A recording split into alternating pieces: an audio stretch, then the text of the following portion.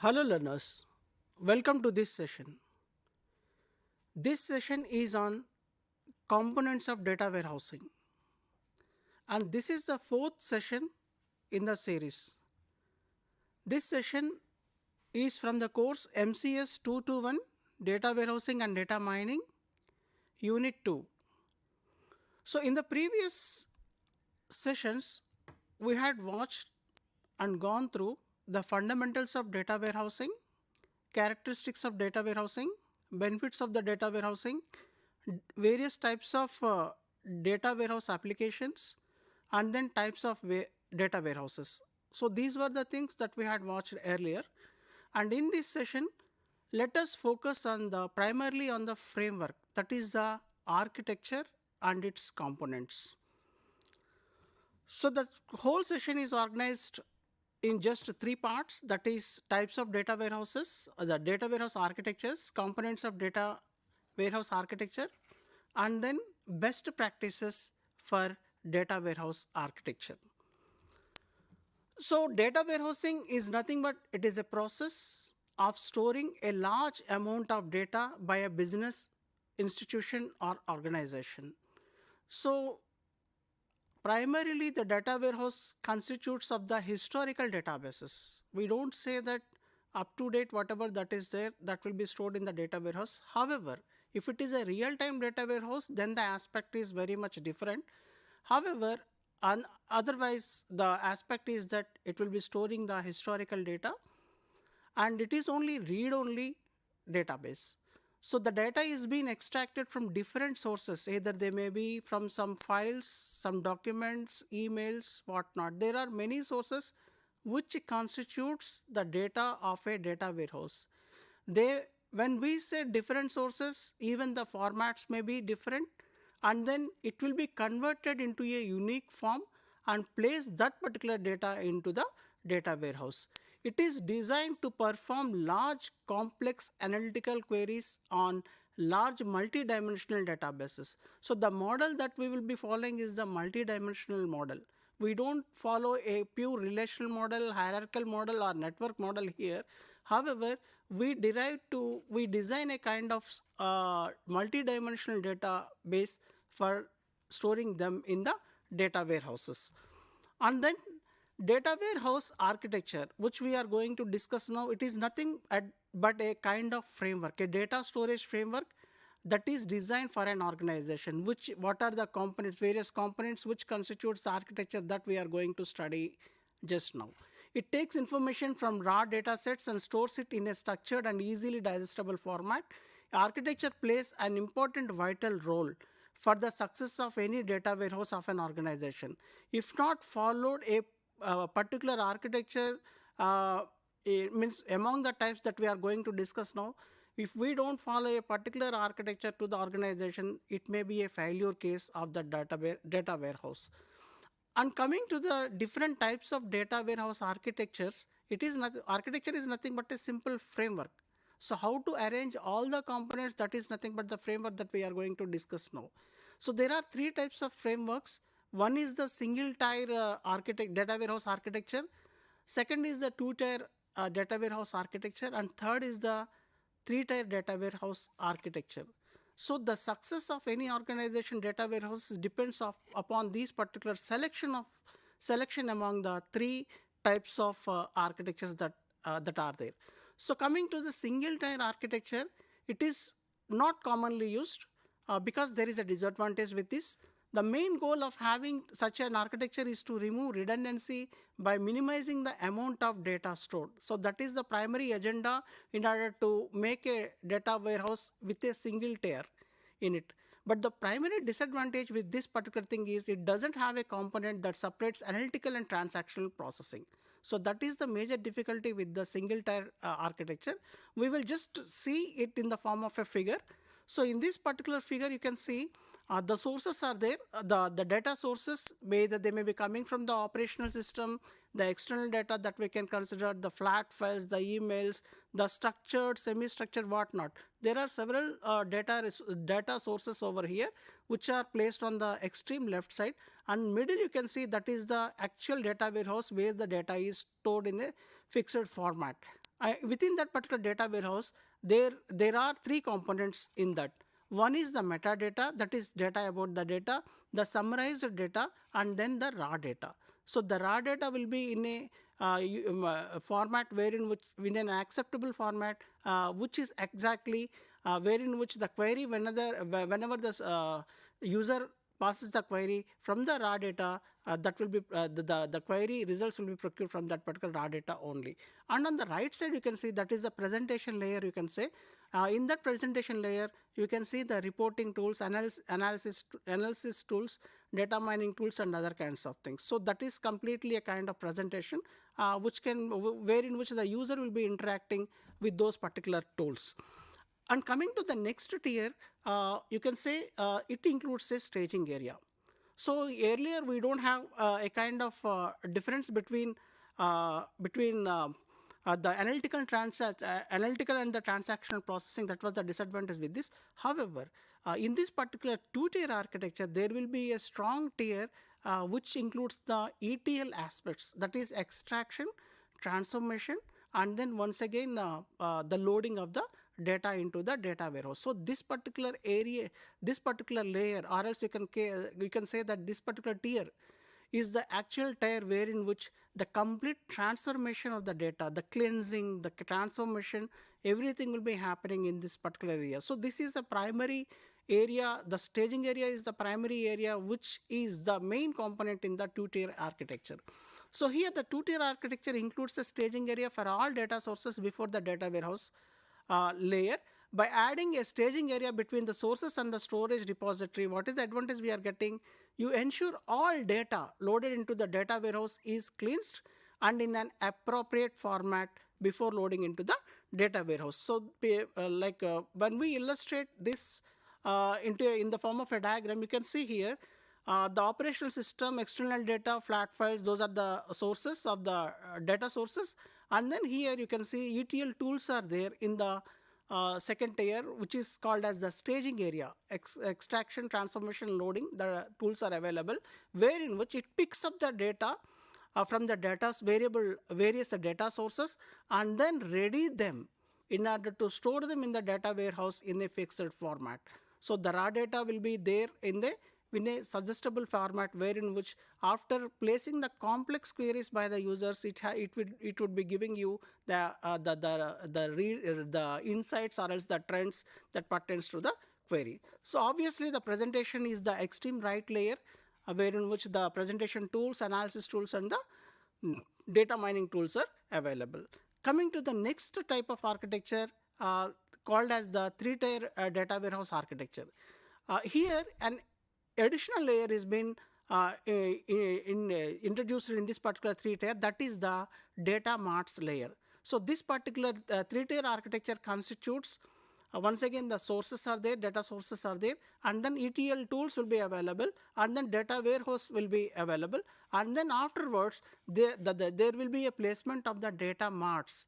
Those are nothing but the operational data stores, or else you can say them as the subject-oriented data stores. So there may be one data mart may be supporting the finance operations, other data mart may be supporting the marketing, another data mart may be supporting the manufacturing operations. So these particular data marts will be created from the data warehouse, and then it will be the queries, whatever those are being placed again as the data marts, will be easily and within no time they will be given them as the insights or the trends to the users. So this is the illustration that you can see over here. One side we have the data sources, then the staging area, whatever that is been introduced in the second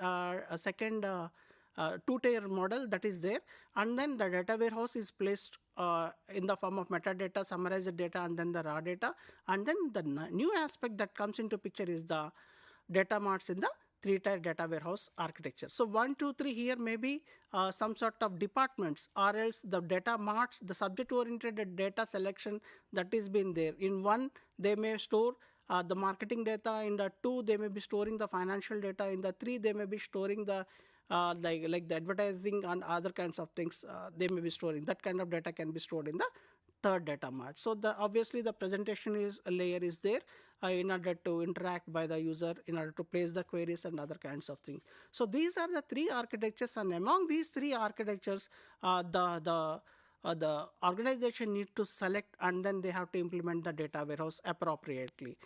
As I told you, the success of any data warehouse depends upon the architecture that we had selected among the three. Then there is an interesting architecture which is very much popular nowadays, that is called as the cloud-based data architecture. So this cloud-based data architecture is relatively new when compared to legacy options. So when we call a data warehouse, it is completely constituting some sort of hardware as well as some sort of software. The hardware may be a costly part over there. Most probably the data storage, what we are talking about, it has to have a huge data storage. So data warehouse is nothing but a huge data storage which will be having 5 years, 7 years record in the data storage area. So here, as and when the enterprise grows, so the data also will be growing altogether. So it may be exponential at some point of time. So in order to once again buy new hardware, there is a latest provision wherein which we normally use the cloud component. So cloud is nothing but the cloud is having an advantage of scaling up. So no need to bother any hardware kind of thing, like subscribe to the cloud architecture in the form of hardware as a service, so that our platform as a service, so that it will take care of the growth exponential kind of data that is coming into the organization, everything that will take care of. And then you have to pay only the thing that you had used, like pay per utility. So that is the thing that you have to pay to it. So cloud database architecture is the latest architecture which is relatively new when compared to the legacy options that we had studied earlier. This data warehouse architecture means that the actual data warehouses are accessed through the cloud. So there won't be, that also depends upon the model that we are selecting. So it may be a private model, public model, or else a hybrid model that we are going to take. So in the public, that almost stays along with us, but when we select the private, it will be offering the services to us as well as to the others also. So the security aspect once again comes into picture. However, this particular selection of the type of cloud also is going to be a kind of crucial in the aspect that if at all we go for the cloud-based data warehouse architecture. So there are several cloud-based architectures options which has different architectures for the same benefits of integrating, analyzing, and acting on data from different sources. So the benefits of this particular cloud data warehouse is upfront costs. So as I told you, the main cost that is incurring is the storage cost or else the hardware cost for the data warehouse. Suppose if you want to maintain it in our premises or else in the data centers. But here in the upfront cost, the different components required for traditional on-premises data warehouses mandate pricey upfront expenses. So whenever the data is growing, you have to increase the data storage, you have to increase the servers and other kinds of things, applications and other kinds of things, and you have to procure the new presentation tools and other kinds of things. So here the upfront costs, since the components of cloud architecture are accessed through the cloud, these expenses don't apply. So simply we have to log into our systems, and then we have to open the browser, you take the cloud services, and then through that particular interaction website, so interactive website, we can always do the whatever the queries that we are placing it in the presentation is, that we can do it through that particular cloud based website. Then ongoing costs, this is the second benefit that we are that is happening with the cloud data warehouse architecture. While businesses with one prem data warehouses must deal with upgrade and maintenance costs, the cloud offers a low pay as you go. So whatever the utility that you are taking as a subscription, as you are subscribing to that particular utility, only for that utility, for that time, and for that storage component only we have to pay. No need to take the complete like servers or complete whatever that we like to, whatever the configuration or whatever the storage that we wish to subscribe, only for that we have to pay. That is the actual benefit that we are getting through this cloud database architecture. Then comes the speed. So cloud-based data warehouse architecture is substantially speeder than on-premises options, partly due to the use of ELT, which is an uncommon process for on-premises counterparts. And the other thing is we have to take care of the bandwidth part also. If at all we are going for the cloud kind of architecture, ample amount of bandwidth also should be present with the organization. And also you have to see how many users will be using the cloud data warehouses. So all these things also comes into picture whenever we go for the cloud data warehouse architecture. Then comes the flexibility part. The cloud data warehouses are designed to account for the variety of formats and structures found in big data. Traditional relation options are designed simply to integrate similarly structured data. So here the flexibility is also one of the benefit that we are getting. Then comes the scaling. So whenever the elasticity is the main benefit that we are getting from the cloud services. That is, if today the data is in 2 terabytes, tomorrow it may be growing to 100 terabytes. So there is no need to bother, but we have to subscribe it as the data is growing to the cloud, so that it will take care of each and every scaling aspect, and also it will take care of each and every user with the privileges that are being given to them. Additionally, cloud-based data warehousing options can also scale down as needed. Suppose if tomorrow we are not coming with there is a decision happened in the organization that we are not going to maintain 7 years database. However, we have to reduce it to only 3 years. So almost that has been scaled down to half. So we have to tell to the cloud provider that it needs to be scaled down. Once again, they will scale down the services, and then they will scale down, and only to that particular part we have to pay whatever that is being scaled down. And then cloud-based platforms make it possible to create, share, and store massive datasets with ease, paving the way for most efficient and effective data access and analysis. And then nowadays what they are doing is they are providing just like infrastructure as a service, or else platform as a service, or else software as a service. Nowadays they are offering a kind of a thing wherein the cloud architecture has been provided to the organization in the form of a software as a service. So this particular cloud data warehouse will be coming coming as a software as a service, which from the provider, separating data storage from computing to improve scalability when querying the data. When we go and ask only for the data storage, once again that will come under hardware as a service, that is infrastructure as a service. However, when we talk about the aspects of the software, then we can shift on to the software as the service. So these particular, if you want some more examples, there are services from Amazon. We call them as Amazon Redshift cloud data warehouses. And then Google is also having the cloud services for data warehouses, that is called as Google BigQuery. And Snowflake company is there. Even Snowflake is a dimensional modeling technique. However, with the same name, a company is there wherein which they provide the cloud data warehouses. And then from the Microsoft, there is one service called as Microsoft Azure SQL Data Warehouse. So these are the 4 examples, which are very popular cloud data warehouses that we can talk about. From them, the organization can take the lead, and they can go for the cloud data warehouses, which is very much popular model nowadays. Then comes the components of a data warehouse architecture. In this particular components part, the data warehouse database itself is the primary component, and then ETL, extract, transform, loading, those are nothing but they come in the form of a bunch of tools. So those are called as ETL tools. And then metadata, which is the part of data warehouse itself, that is the third component. And then data warehouse access tools, data warehouse bus is there, and then data warehouse reporting layer. So these are the 6 important components that the data warehouse architecture constitutes of. So coming to the data warehouse database, the central component of the data warehouse architecture itself is the database that is being created with the dimensional modeling technique.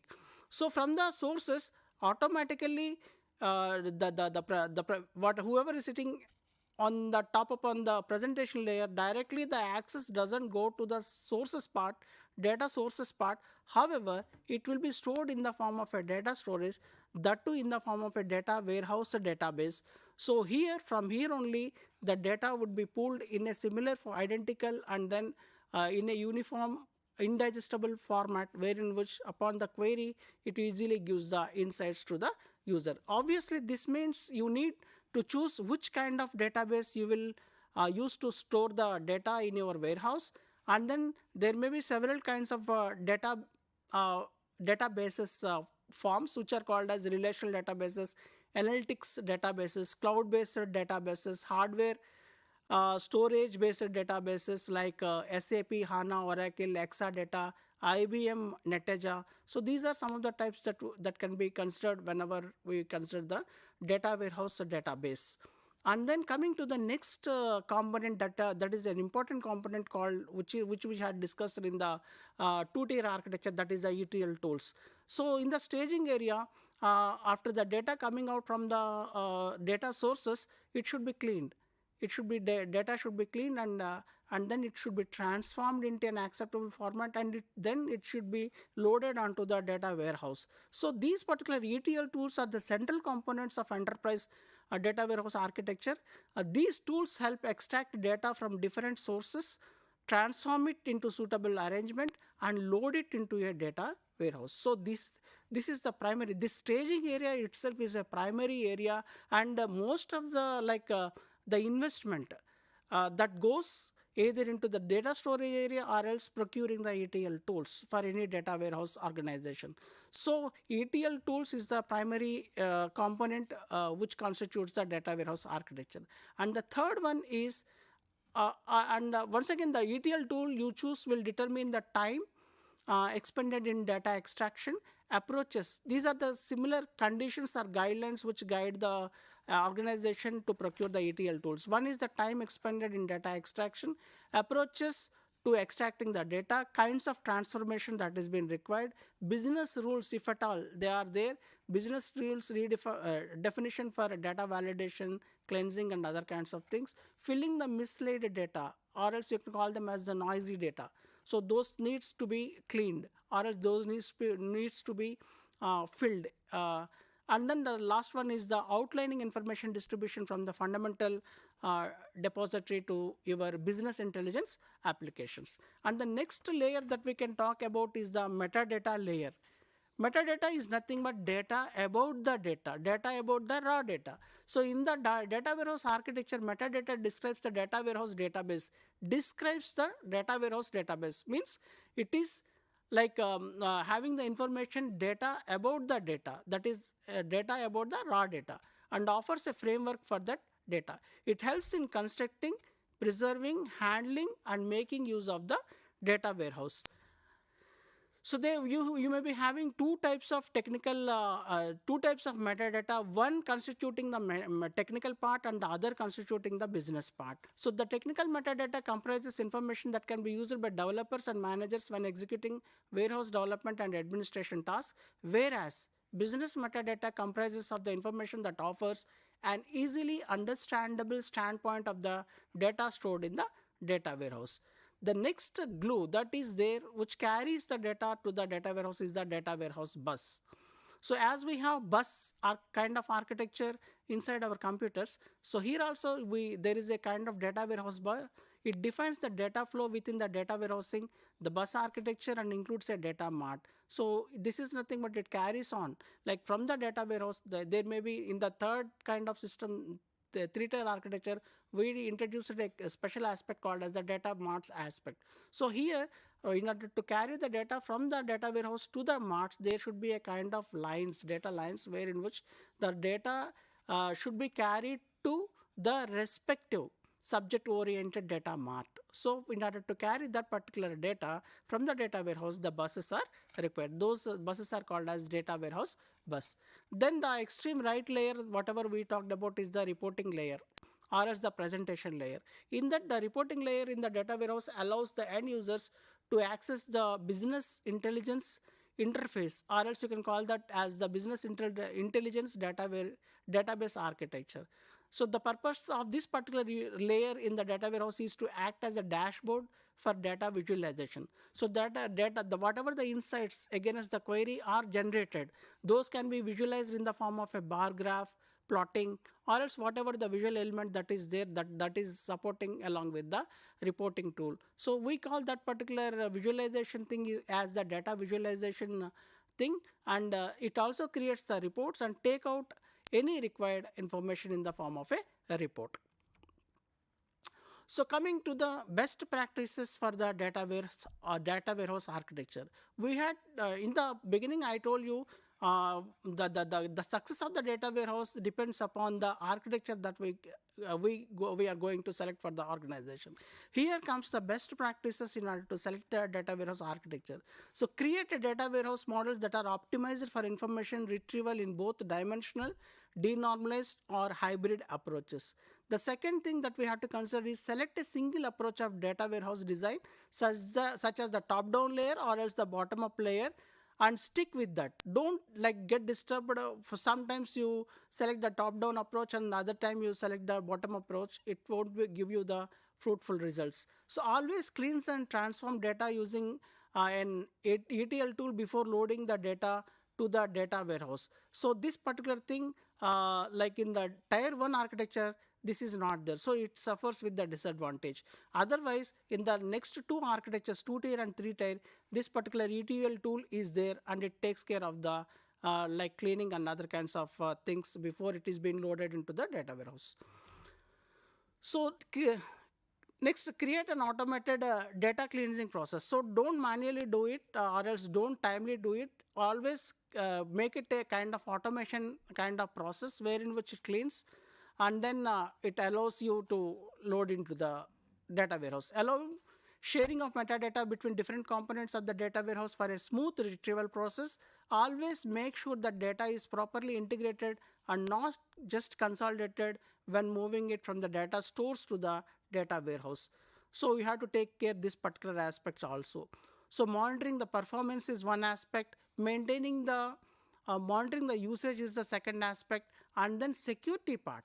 So who is accessing that particular data warehouse in the data base of the data warehouse? That is also a important issue that needs to be taken care.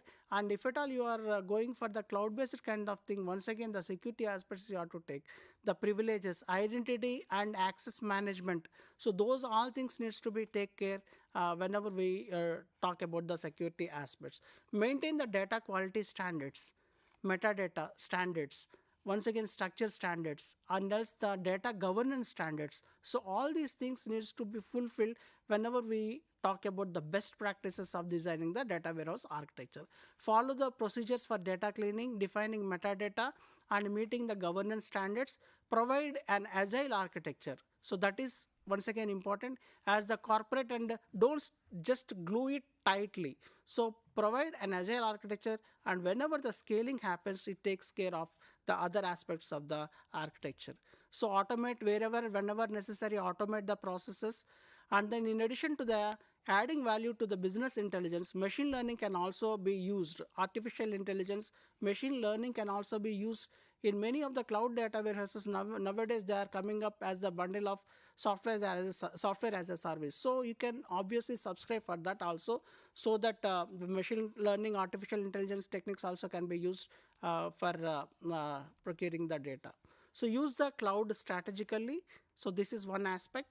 And coming to the references, this particular discussion, whatever we had done today, is the part of Unit 2, Block 1, Unit 2 of MCS 221. Hope you had understood the whole architecture. Before signing off, let me summarize what we had studied today. We had started with the introduction of Dataverse, just like a recap kind of thing. And then we had studied the different types of data warehouse architectures, components of data warehouse architectures. Towards the end, we had seen the best practices for designing the data warehouse architecture. Thanks for your attention. All the best.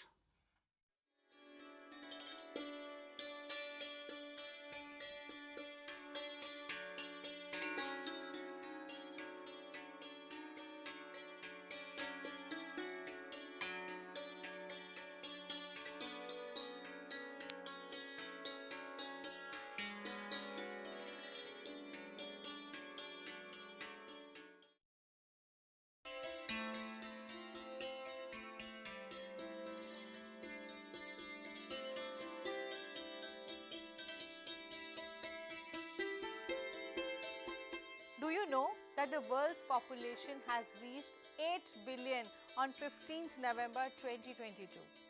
And we are still counting. I don't know where do we go from here. The predictions are scary. Any idea how many people can Mother Earth sustain? India's growing population is a serious concern, and we are soon going to become the world's most populous country. Wow, number one. Population is, after all, a human issue. The UN proposed Sustainable Development Goals cannot be achieved unless and until we consider the population dynamics. So, here we are. Indira Gandhi National Open University offers appreciation course on population and sustainable development. The course explores the linkages between population and sustainable development. In this course, there are diverse issues related to population, environmental safety, livelihoods, human health, migration, urbanization, and much more. The course duration is 3 months, but of course, you can complete it within a year. The eligibility of the course is graduation from a recognized university. So, if you are a development professional, working in a government sector, researcher, or keen to know more about the population and sustainable development, the course is must for you. Hurry up and join this course so that we are able to convert population into demographic dividend and not convert it into demographic disaster. For more information, visit www.ignou.ac.in. Thank you.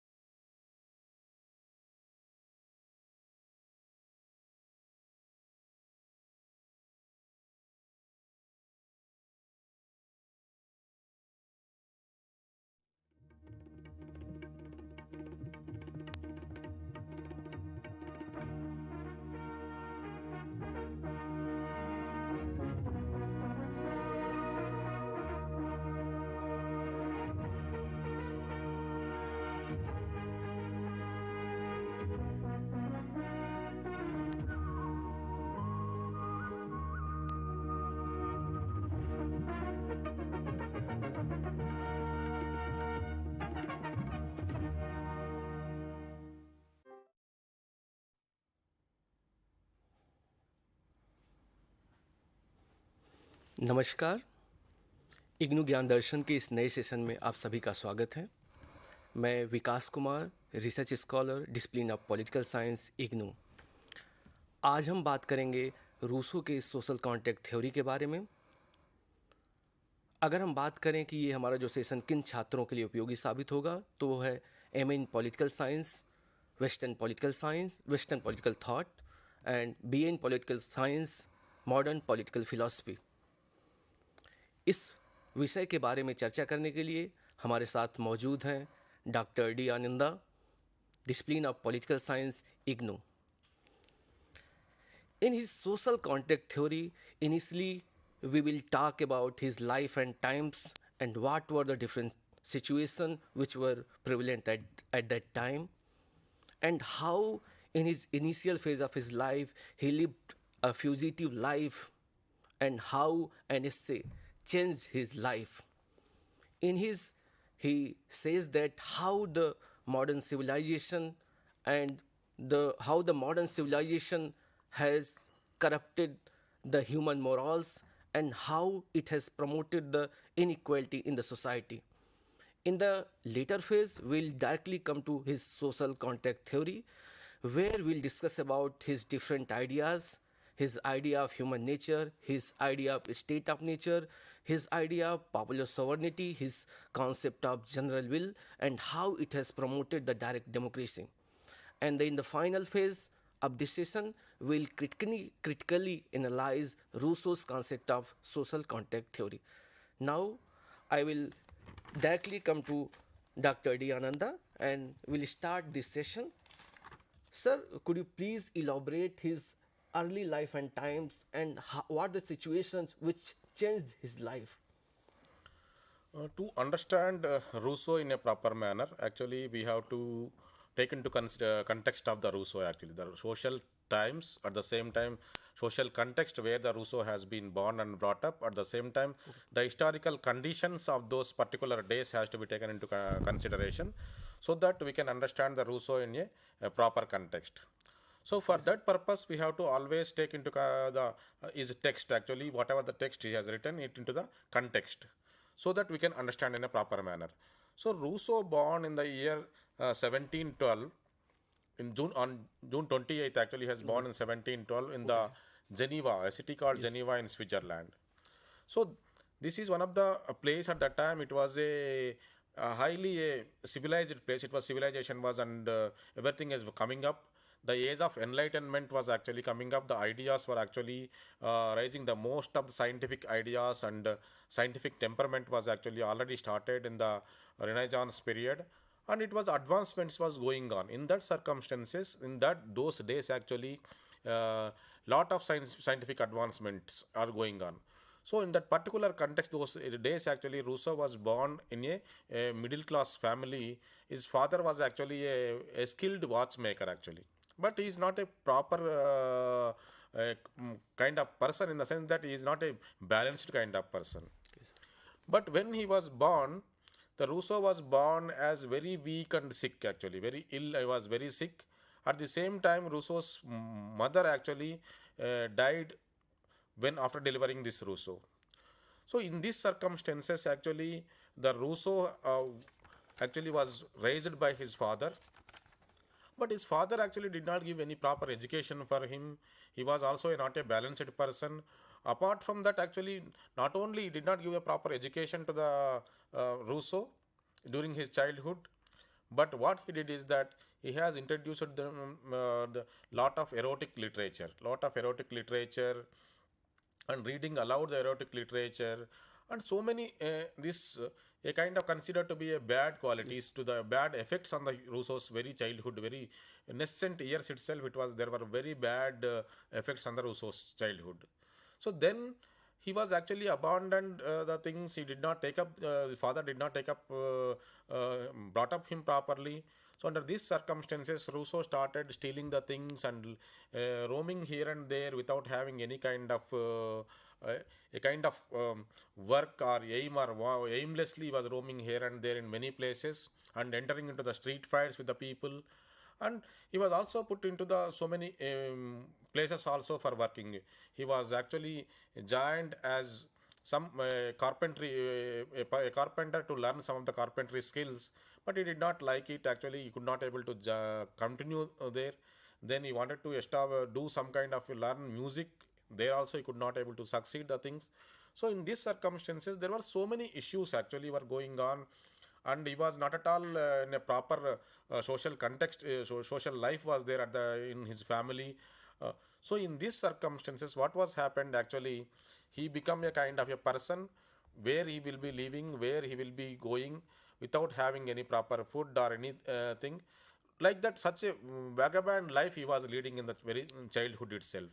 So in these circumstances only, he has left actually due to some street fights, at the same time fear of punishment and breaking somebody's bones actually in the street fight. Actually he has to left actually, and he has run away from the Geneva.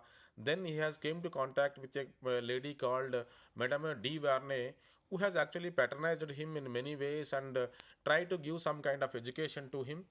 So with the patronage of this Madame de Varney, actually he has come to certain level actually. And also after that he became a kind of a lover of this Madame de Varney, and he was roaming. And after that sometime, even this Madame de Varney also actually left him without informing some other place. And after that sometime she has come back again. Also he found her, and he was again with her. She patronized with him some of the days. So in this kind of life he was having the things. So at this juncture only he has came to contact with a Teresa Lavoisier, where he became the father of 5 children, to father of her 5 children. But even all these 5 children also not brought up by him like his father only. He has also left him to the orphanage. So like that, it was roaming in a very uncivilized kind of manner. Actually, was roaming in without having any kind of aim. Under that circumstances, actually, his life was turned when the Academy of Dijon actually was conducting one essay. So this essay is actually whether the this advancement of science and morals actually it will be contributing the corrupt nature of the human beings or purifying the morals of the human beings. This is the actually the essay competition was conducted by this Academy of Dijon. So in this Academy of Dijon actually essay competition, the Rousseau, who was very vagabondly roaming here and there, he submitted his essay and got the first prize. So there he argued that this civilization, how it is spoiling the civilization, how it is corrupting the human beings. This natural man actually is very very good person actually. So he's very natural man is a very good, but how this civilization, how this advancement of things are actually corrupting the human beings. A strong argument was put forth by the Rousseau in his essay. So this essay actually attracted the highest levels, at the same time philosophical circles of those days, and he became all of sudden, because of this essay, all of sudden he became the philosopher, thinker. He has got a recognition. So that is the major actually thing which we have to understand to actually from this onwards, actually from this academy's essay competition onwards, he started actually writing. He started also forwarding his ideas in a very very normal and very very innovative ways. So he got some kind of actually a recognition in the society, in the academic circles, at the same time philosophical circles. This is what we have to take into consideration to understand the Rousseau. This is the basic background of the Rousseau's life, and in the context of its political philosophy, you have to take into consideration. Okay, sir. Please give some light on his works, and then we'll discuss about his idea of human nature and the state of nature, sir. Basically, his works are very very innovative in nature. Basically, the major work when we talk about the Rousseau's major work is that social contract. Social contract is the major work. Even the very beginning words of the social contract is very very highly attractive, innovative manner. He says that man is born free, but he is everywhere in chains. Yes, sir. So that way actually he starts his social contract. The social contract is the one of the major work of the Rousseau. Then when we look at the other works of the Rousseau are these discourses, Emily, at the same time these confessions. To understand Rousseau from his own point of the things, actually this confessions actually it is a kind of a autobiography of Rousseau. What he has done, what kind of things he has done, what are the adventures, what are the misdeeds he has done, everything wonderfully he has confessed in this work actually. So this basically this social contract, the discourses, the Emily, at the same time confessions are the major things.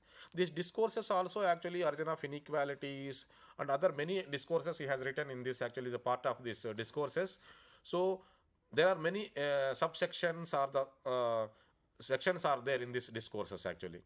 So that way these are the major things which to understand the works. So through these major works we can understand his all other concepts like human nature and other things. So when we look at the human nature of the description of the human nature of the Rousseau, we will see in entire political philosophy, we will be seeing the different philosophers has described the human beings in a different manner actually. Some of them described the human beings as these human beings are very very good, and naturally they are good, they are very self-disciplined, and they will be trained, they can be treated in a proper manner. At the same time they can be with a discipline, with a kind of a rules and regulations, we can organize these disciplines with these human beings. So basically the conception is that these human beings are basically good. That is one of the thing. Yes, sir. The other description of the human nature we can find it in the political philosophy is that these human beings are very very bad, wicked, cruel. We have to use this power and coercive methods to control these human beings. This is the another nature of the human description actually.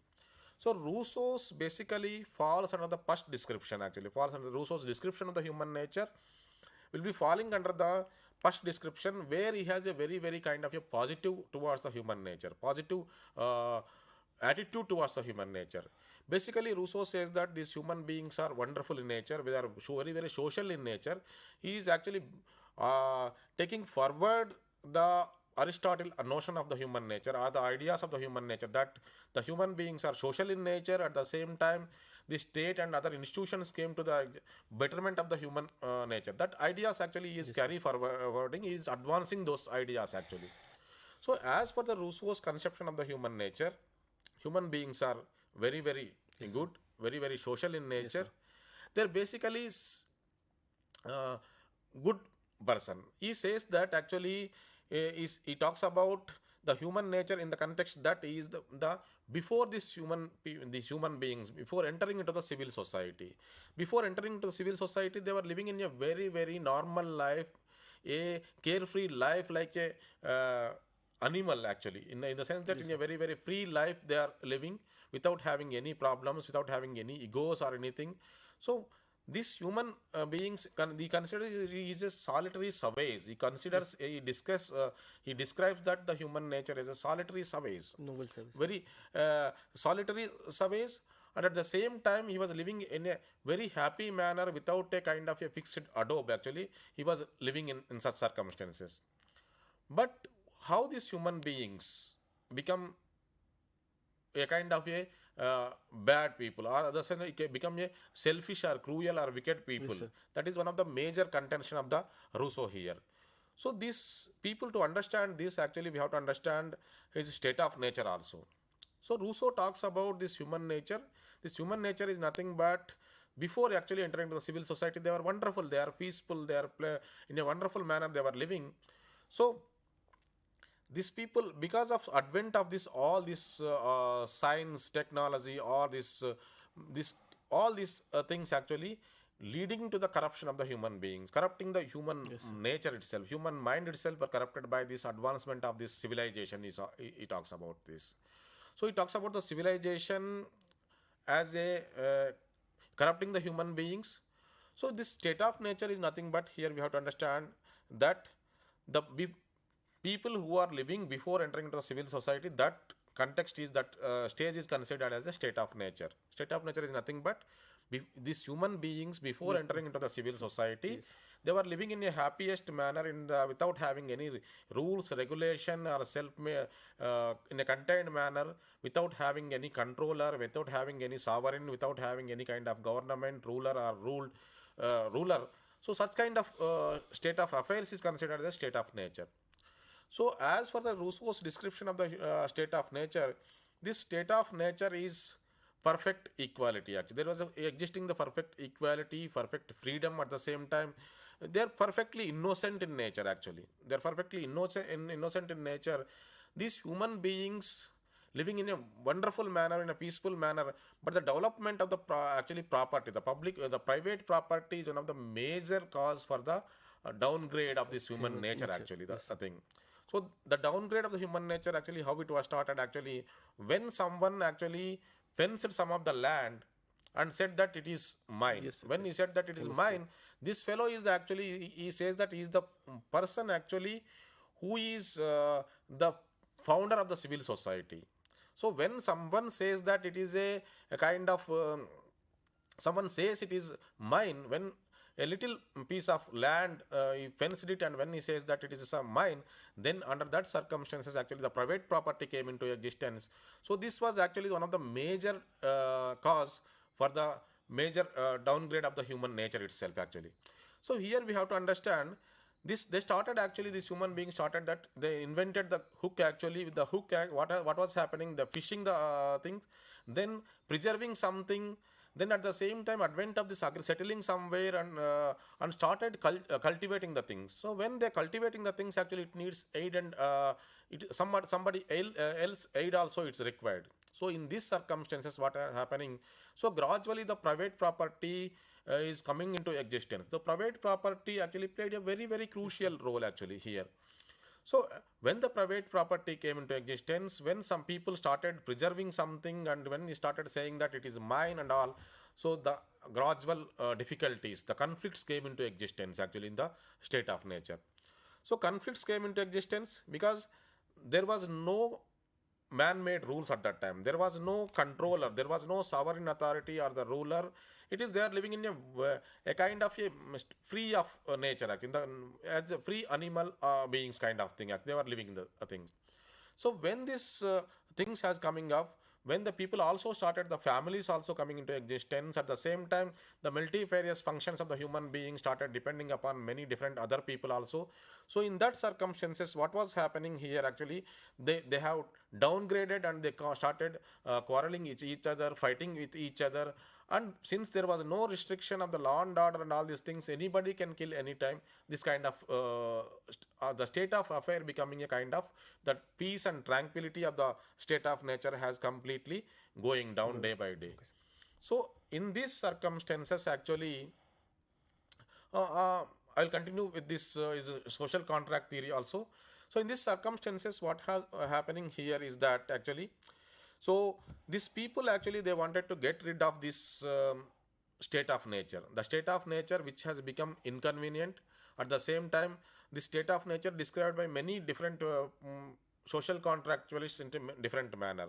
So Hobbes goes into a very extreme manner that he describes the state of nature as solitary, poor, nasty, brutish, and short. But in case of Locke state of description, if you state of nature, if you see the description of the state of nature, he says that state of there is a social life was there. There was no political life, but it is a kind of a peace and tranquility was there because of the social life was there in case of the John Locke. But in case of this Rousseau also, actually it was a life was very wonderful, very peace and tranquil actually in the initial days, because of the advent of this science, advancements of this many things, and private property actually spoiled the human beings and started actually downgrading the state of affairs in the state of nature. So they wanted to actually get rid of these things. They wanted to get rid of these affairs and wanted to enter into a kind of a organized society. Because of this, actually what was happening here is that, so at one point of time these human beings actually came to contract, they entered into a contract, and they entered into a civil society. So when they are entering into a civil society, what was happening here, they whatever the natural things which they were enjoying, whether maybe the rights or liberties, whatever it may be, they will be subjugating to the a civil society, a civil organization. In return to that, actually they will be getting a civilized law. At the same time, they will be getting a civilized the fundamental rights and the civil government rights, and civil government will be there to regulate the affairs of the society. So that way, to get rid of this state of affairs, which are inconvenience, was a lot of inconvenience was there. So this human beings actually they came to contact. At the same time, the contract was made, and then they established the civil society. So the ruler, actually the man-made civil society, has came into existence. So that way, actually the civil society has come into existence. People started living in a civil society by subjugating their all the natural liberties and everything to the civilized society. In return to that, they will be getting a kind of civil protection, the government protection, and there will be a regulation from the government. This is the way they have established the civil society, Sir, or the civilized government. okay, sir. Sir, could you please elaborate his concept of popular sovereignty and his concept of general will, and how we can differentiate between real and actual will? Actually, here after entering in this civil society, these human beings are subjugated to a sovereign authority. So what is sovereign authority here is one of the important concept with the entire his political philosophy revolves around this nature itself here.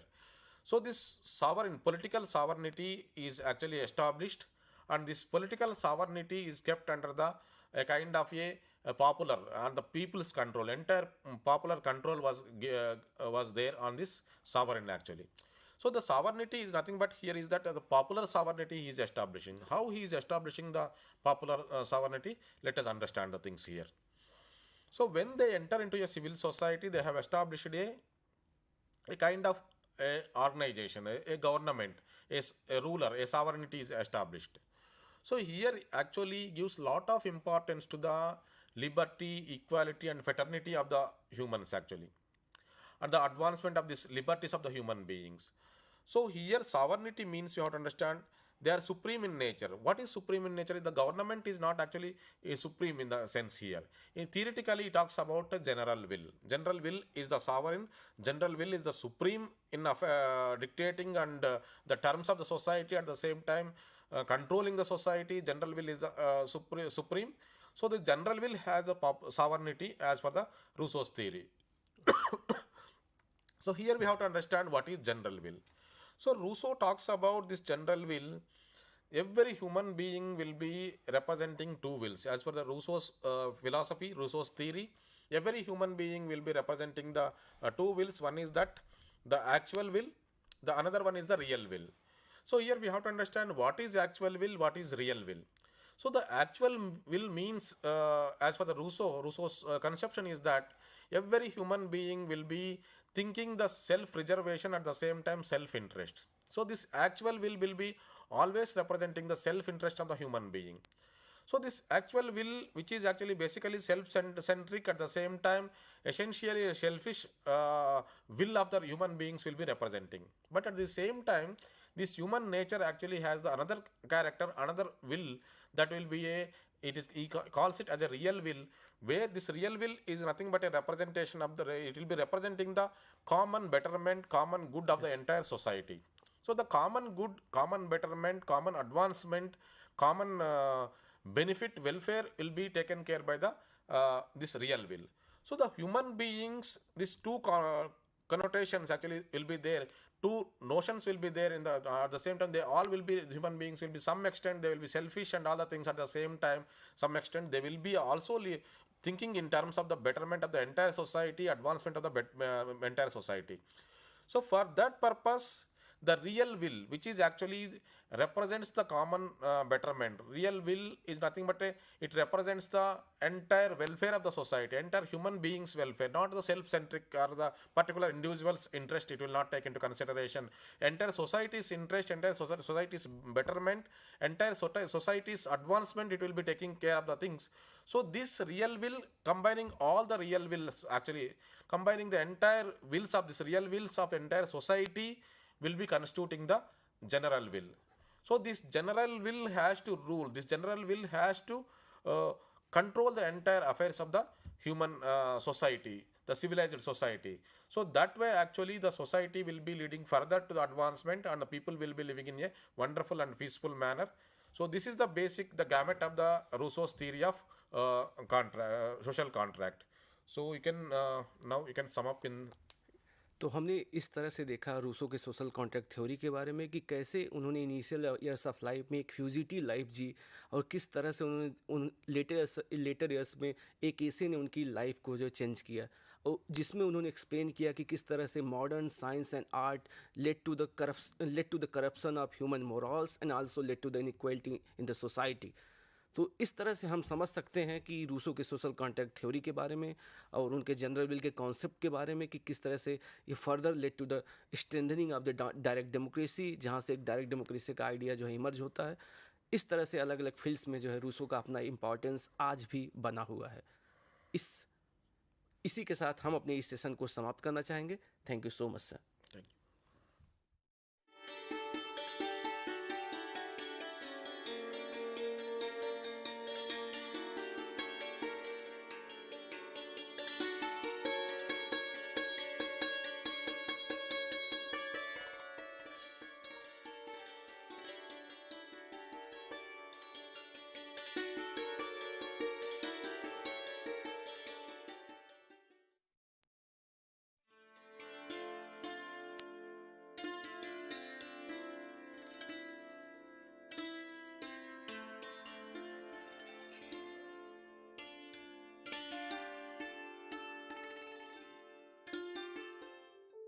Do you wish to be part of a television studio like this, or any other media system, or already part of any media system, want to enhance a new set of skills?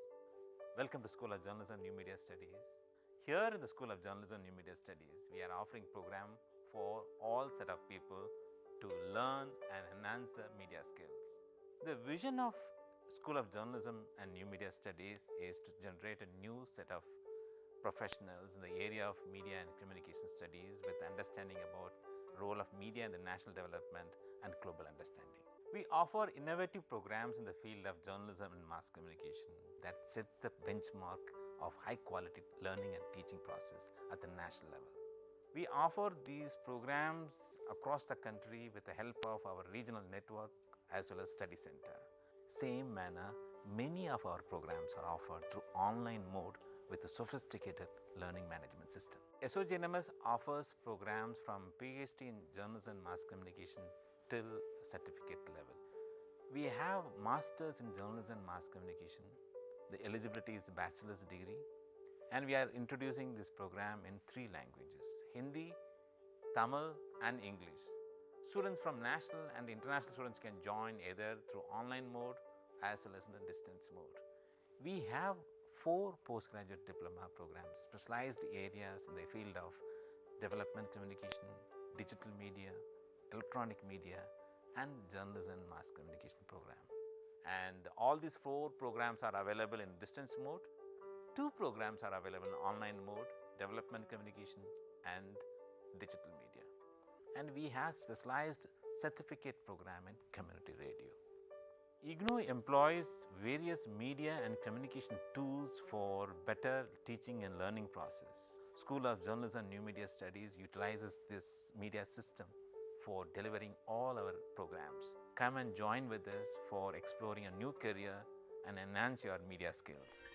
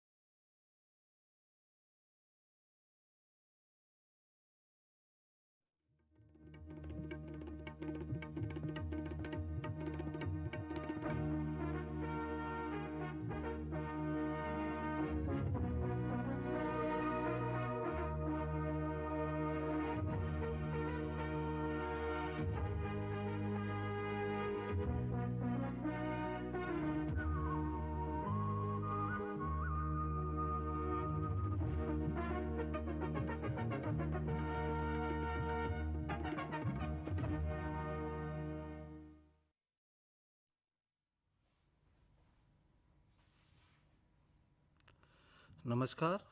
Welcome to the teleconference session from the School of Agriculture, and this session will be discussing the different programs offered by the School of Agriculture.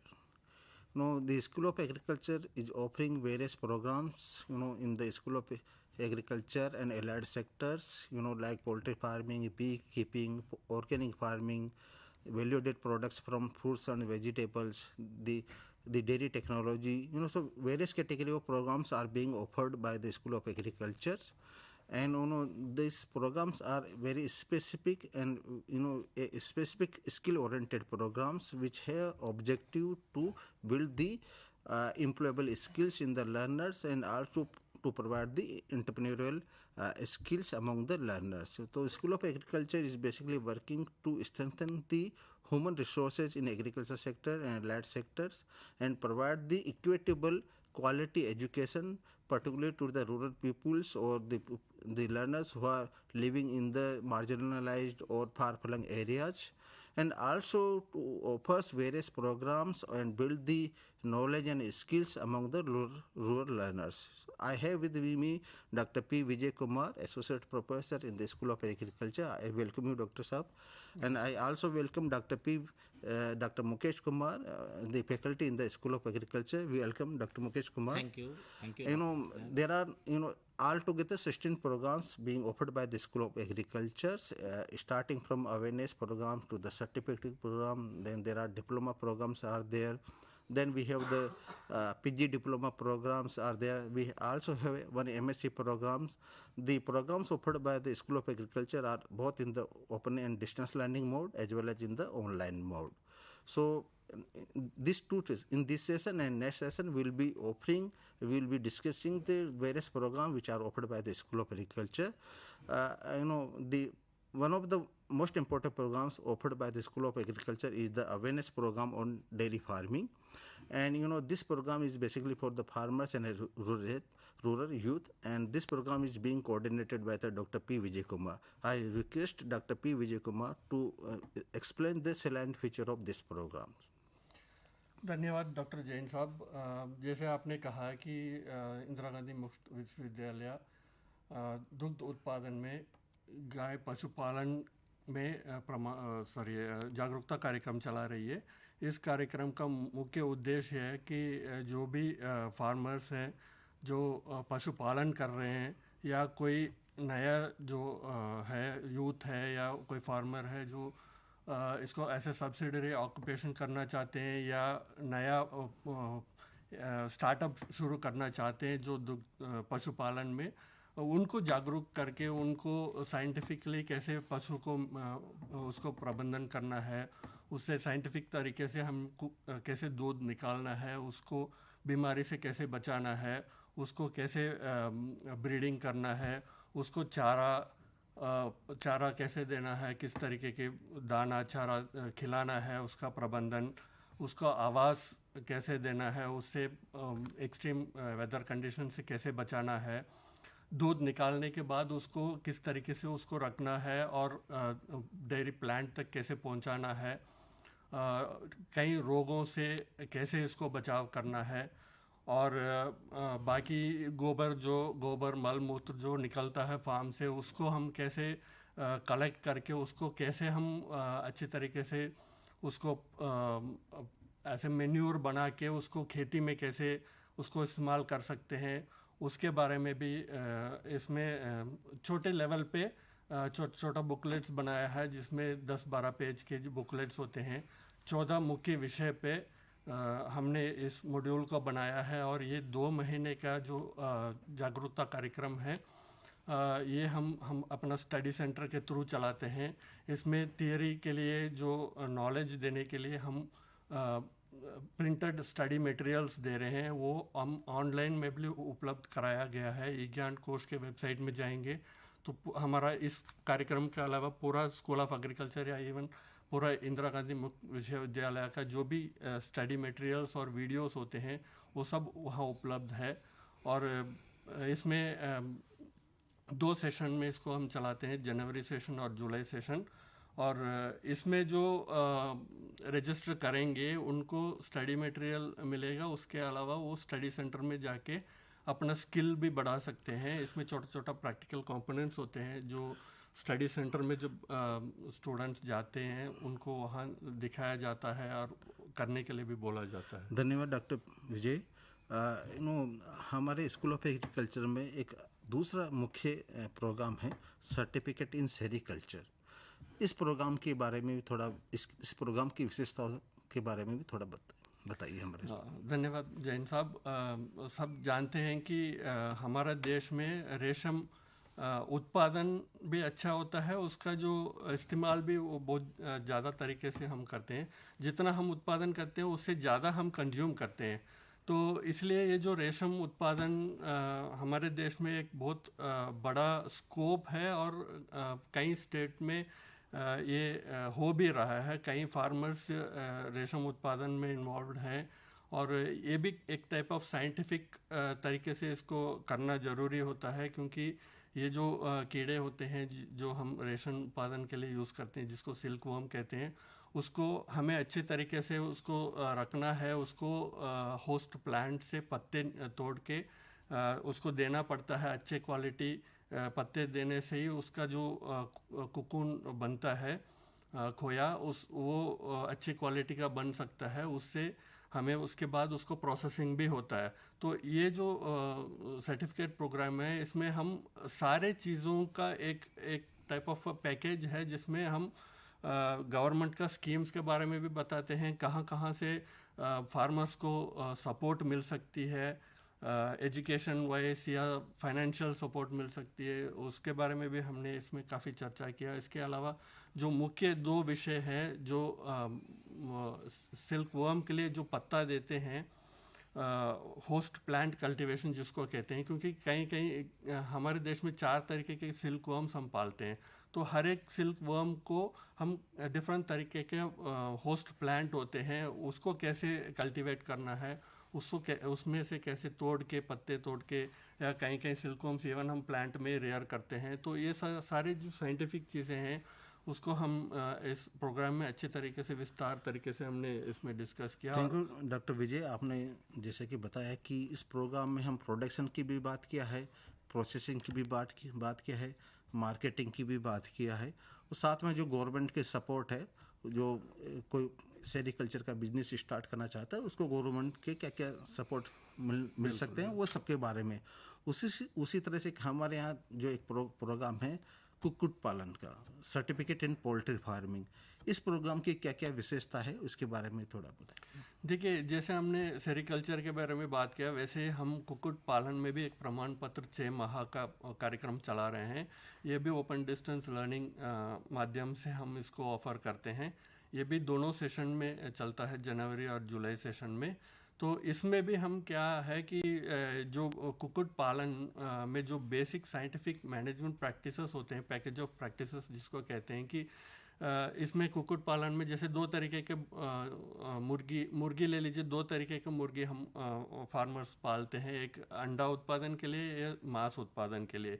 इसके अलावा अन्य जो पक्षियों को भी हम पालते हैं, फॉर एग्जांपल बटेर है, बतख है, और टर्की है, जापानीज कोयल, और अन्य ईमू भी है। तो इस तरीके से जो डिफरेंट पक्षियों को जो हम डोमेस्टिकेट करके उसका अंडे या मांस के लिए जो हम पालते हैं, उसका प्रबंधन के बारे में हम इसमें ज़्यादा फोकस दिया। पर्टिकुलरली हम मुर्गी पालन में ज़्यादा हम फोकस दिए। अन्य पक्षियों का प्रबंधन के बारे में भी छोटे लेवल पे हमने इसमें डिस्कस किए। और इसमें भी हम मार्केटिंग, प्रोसेसिंग, सब चीज़ जो फार्मर्स, जो बेसिक फार्मर्स के लिए जो ज़रूरत चीज़ें हैं, वो सब हमने इसमें डिस्कस। डॉक्टर विजय, जो certificate in poultry farming programme, ये कौन कौन से मीडियम में अवेलेबल है? देखिए, ये अंग्रेजी माध्यम में भी है, इसके अलावा हम हिंदी, मिज़ो और तेलुगु भाषाओं में भी उपलब्ध किया है। हाँ, तो इस प्रोग्राम में अंग्रेजी के साथ साथ हिंदी, तेलुगु, मिजो, जो हमारी रीजनल लैंग्वेजेज है, उनमें भी अवेलेबल होगा। स्कूल ऑफ एग्रीकल्चर में एक जो दूसरा एक प्रोग्राम हमारे यहाँ चलता है, वो certificate in water harvesting and management. ये प्रोग्राम भी 6 मंथ का प्रोग्राम है, और ये प्रोग्राम डॉक्टर मुकेश कुमार इस कोऑर्डिनेट करते हैं। डॉक्टर मुकेश, मैं आपसे अनुरोध करता हूँ कि इस प्रोग्राम की विशेषता है, इस प्रोग्राम का महत्व क्या है, इसके बारे में थोड़ा बताइए। धन्यवाद डॉक्टर प्रवीण जी, और सभी दर्शकों को मेरा सबसे पहले तो स्वागत है आज के कार्यक्रम में। और देखिए, जैसे आपने कहा, जो जल की बात करते हैं, जो वाटर हार्वेस्टिंग की बात हम जब कर रहे हैं, क्योंकि गवर्नमेंट का जो फोकस है वाटर पे बहुत है, और जल एक ऐसी संसाधन है इस संसार में कि जिसके बगैर जीवन संभव नहीं है। तो इसका प्रबंधन भी बहुत महत्वपूर्ण है। और साथ साथ जैसे अभी हम लोग सभी हर प्लेटफॉर्म पे सुनते हैं कि इसकी कमी हो रही है, पानी अभी हमें आने वाली जनरेशन को पूरा पानी नहीं मिलेगा। और बहुत, अब देखिए, पानी की महत्वता तो यहाँ से भी पता चलती है कि आज हम बॉटल में 20 रुपए की एक बॉटल पानी लेते हैं, तो कितना महत्वपूर्ण है। और ये जो प्रोग्राम है, जो इंदिरा गांधी राष्ट्रीय मुक्त विश्वविद्यालय ने certificate in water harvesting and management जो स्टार्ट किया है, जैसे आपने बताया, 6 मंथ का प्रोग्राम है।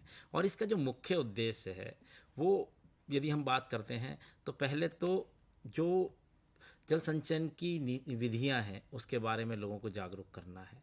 जल संचयन किस तरीके से कर सकते हैं वो उसके बारे में जागरूक करना है, क्योंकि जो मुख्य स्रोत है जल का वो है वर्षा। अब हमें वर्षा पूरे साल नहीं मिलती है, कुछ ही महीने मिलती है, और वो भी स्थान के हिसाब से भी भिन्न है। वो ये नहीं है कि जितना दिल्ली में हमें वर्षा मिल रही है उतनी ही हमें हिमाचल में मिल रही होगी या गुजरात में मिल रही होगी, वो वेरी करती रहती है प्लेस टू प्लेस और टाइम टू टाइम। तो हमें जब वर्षा मिल रही है उसका संचयन करना है। अब वो किस तरीके से संचयन कर सकते हैं वो सब इस प्रोग्राम का एक वो है। और दूसरा मुख्य उद्देश्य ये है कि जब हम जल के जो डिफरेंट आप कहिए टेक्निक्स हैं उनके बारे में लोगों को सिखाना है, कौशल विकास करना है उनका। तीसरा जो उद्देश्य है वो ये है कि हम जो हमारे स्टूडेंट्स होंगे वो आगे ट्रेनर्स बने और मास लेवल पे लोगों को जागरूक कर पाएँ, समाज को जागरूक कर पाएँ कि आप वाटर हार्वेस्टिंग कैसे कर सकते हैं, क्या क्या तरीके हो सकते हैं, किस तरीके से कर सकते हैं। अब जब हम इसकी आपने कहा मुख्य विशेषताएं और क्या हैं इस प्रोग्राम की, तो ये जो प्रोग्राम है 2 भाषाओं हिंदी और अंग्रेजी दोनों ही भाषाओं में उपलब्ध है। यदि कोई भी विद्यार्थी हिंदी में पढ़ना चाहता है या इंग्लिश में पढ़ना चाहता है तो इस प्रोग्राम को ले सकता है। और क्योंकि ये सर्टिफिकेट लेवल का प्रोग्राम है तो इसकी एलिजिबिलिटी जो है वो 10वीं पास कोई भी विद्यार्थी है जिसने 10वीं पास कर रखी है वो इस प्रोग्राम में दाखिला ले सकते हैं। और इस प्रोग्राम में हम 3 थ्योरी के कोर्स पढ़ाते हैं और एक प्रैक्टिकल भी है, क्योंकि प्रैक्टिकल के बगैर हम ये नहीं कह सकते कि कौशल विकास कर पाएंगे, हम उसको वो स्किल्स डेवलप कर पाएंगे। स्किल डेवलप करने के लिए उनको प्रैक्टिकल नॉलेज होना बहुत ज़रूरी है। तो एक कोर्स प्रैक्टिकल का है।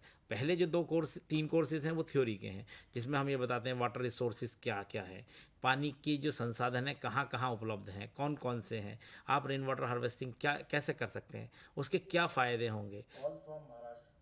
Yes please. Yes, please. Yes, ask your question, please. Hello आपका क्या प्रश्न है? हेलो हेलो, यस, सुनाई दे रहे हैं, आपकी आवाज़ आ रही है। Hello sir. हाँ बोलिए। सर वो कुक्कुट पालन का जो कोर्स है आप दोबारा पूछिए क्या बोल रहे आपका हैं? वॉइस क्लियर नहीं है, थोड़ा सा दोबारा लाउडली बोलिए। कितना चाहिए? क्रेडिट पूछ रहे हैं। अच्छा, क्रेडिट पूछ रहे हैं इस प्रोग्राम का? नहीं, देखिए ये जो कुक्कुट पालन में प्रमाण पत्र है, इसको जो एंट्री क्वालिफिकेशन है वो 8वीं पास है, और ये 6 महीने का प्रोग्राम है, मिनिमम प्रोग्राम। इन केस आप 6 महीने में कंप्लीट नहीं कर पाएंगे तो ये 2 साल तक आपका रजिस्ट्रेशन वैलिड होता है। उसके अंदर आप कभी भी जून और दिसंबर में एग्ज़ाम होता है, उसमें आप एग्ज़ाम लिख के 2 साल के अंदर कंप्लीट कर सकते हैं। और इसमें 5 कोर्स हैं और 16 क्रेडिट का प्रोग्राम है ये, और 8th पास इसका एलिजिबिलिटी है। ऐसा है, आपका क्वेश्चन का यदि आप कुक्कुट पालन के, क्योंकि हम लोग आपका क्वेश्चन बहुत अच्छे से सुन नहीं पाए, तो देखिए जो अभी विजय जी ने बताया कि जो कुक्कुट पालन है उसकी एलिजिबिलिटी 8th पास है। ऐसे ही जो सर्टिफिकेट इन वाटर हार्वेस्टिंग है इसकी एलिजिबिलिटी 10th पास है, और ये हिंदी और अंग्रेजी दोनों ही भाषाओं में उपलब्ध है। और यदि आप क्रेडिट के बारे में पूछ रहे थे तो ये दोनों ही प्रोग्राम 16 क्रेडिट के हैं। और 16 क्रेडिट का मतलब, क्योंकि open and distance learning system में क्रेडिट का मीनिंग होता है कि 1 credit means 30 student study hours, कि मतलब स्टूडेंट्स को लगभग 30 घंटे उसको कंप्लीट करने के लिए पढ़ना चाहिए। तो इस तरीके से दोनों ही कोर्स जो प्रोग्राम्स हैं वो 16 क्रेडिट के हैं। तो अभी हम सर्टिफिकेट प्रोग्राम की बात कर रहे थे, certificate in water harvesting and management programme की, तो मैं उसको आगे कंटिन्यू करता हूँ, क्योंकि इसमें ये दोनों ही हिंदी और अंग्रेजी भाषाओं में उपलब्ध है। और इसमें 3 थ्योरी के कोर्सेज हैं। जो पहला कोर्स मैं बात कर रहा था इंट्रोडक्शन टू वाटर हार्वेस्टिंग है, जिसमें हम जल संसाधन कहाँ कहाँ हैं, किस लेवल पे उपलब्ध हैं, वाटर हार्वेस्टिंग कैसे कर सकते हैं, वाटर हार्वेस्टिंग के एडवांटेजेस क्या हैं, लिमिटेशंस क्या हैं, वो सब हमने इसमें बताया है। एक इसके बाद जो दूसरा कोर्स है वो बेसिक्स ऑफ हाइड्रोलॉजी से रिलेटेड है। हाइड्रोलॉजी अपने आप में 2 शब्दों से मिलकर बना है, मीन्स हाइड्रो मीन्स वाटर और लॉजी मीन्स साइंस। तो जो वाटर की जो साइंस है उसके बारे में हमने इसमें बताया है कि वर्षा का मापन कैसे कर सकते हैं, जो रन ऑफ है उसको कैसे मेज़र कर सकते हैं, कौन कौन से फैक्टर्स हैं जो रेनफॉल को इफ़ेक्ट करते हैं, रन ऑफ को इफ़ेक्ट करते हैं, इवेपोरेशन को इफ़ेक्ट करते हैं। ऐसे ही जो तीसरा कोर्स है वो बहुत इंपॉर्टेंट कोर्स है, water harvesting, conservation and utilisation. तो वाटर हार्वेस्टिंग कैसे कर सकते हैं डिफरेंट एरियाज़ में। सपोज़ हम हिली एरियाज़ की बात करते हैं तो वाटर हार्वेस्टिंग की टेक्निक्स कौन सी होंगी, ऐसे यदि हमने रूरल एरियाज़ की बात की तो वहाँ कौन सी टेक्निक्स यूज़ करेंगे। फिर यदि हमने वाटर हार्वेस्टिंग कर लिया तो उसको कैसे स्टोर करेंगे, कौन कौन सी स्ट्रक्चर्स हमें अपनानी पड़ेंगी, वो सब इसमें बताया है। ऐसे ही क्योंकि conservation is most important thing, तो कंजर्वेशन जो हमने वाटर हार्वेस्ट किया, स्टोर किया, उसको कैसे इफ़ेक्टिवली हमें यूटिलाइज़ करना है, कंजर्व कैसे करना है, वो सब हमने इस प्रोग्राम में बताया। तो इस तरीके से इस प्रोग्राम में 3 थ्योरी, 1 प्रैक्टिकल का कोर्स। धन्यवाद डॉक्टर मुकेश। धन्यवाद सर। हम स्कूल ऑफ एग्रीकल्चर में एक और प्रोग्राम है, बहुत ही पॉपुलर प्रोग्राम है, डिप्लोमा इन डेयरी टेक्नोलॉजी। और इसमें हम जो दूध से बनने वाले जो पदार्थ हैं, जो प्रोडक्ट्स हैं, उनको सिखाते हैं कि कैसे बना सकते हैं, कौन से रॉ मटेरियल अवेलेबल होते हैं, उनकी पैकेजिंग, मार्केटिंग। तो इस प्रोग्राम को जो कोऑर्डिनेट करते हैं doctor P Vijay Kumar. Doctor P Vijay Kumar से मैं रिक्वेस्ट करता हूं कि प्रोग्राम के बारे में थोड़ा डिटेल से समझाइए। ज़रूर। देखिए, ये जो डेयरी टेक्नोलॉजी में डिप्लोमा प्रोग्राम हम जो चला रहे हैं, ये 1 साल का प्रोग्राम है और ये 32 क्रेडिट का प्रोग्राम है।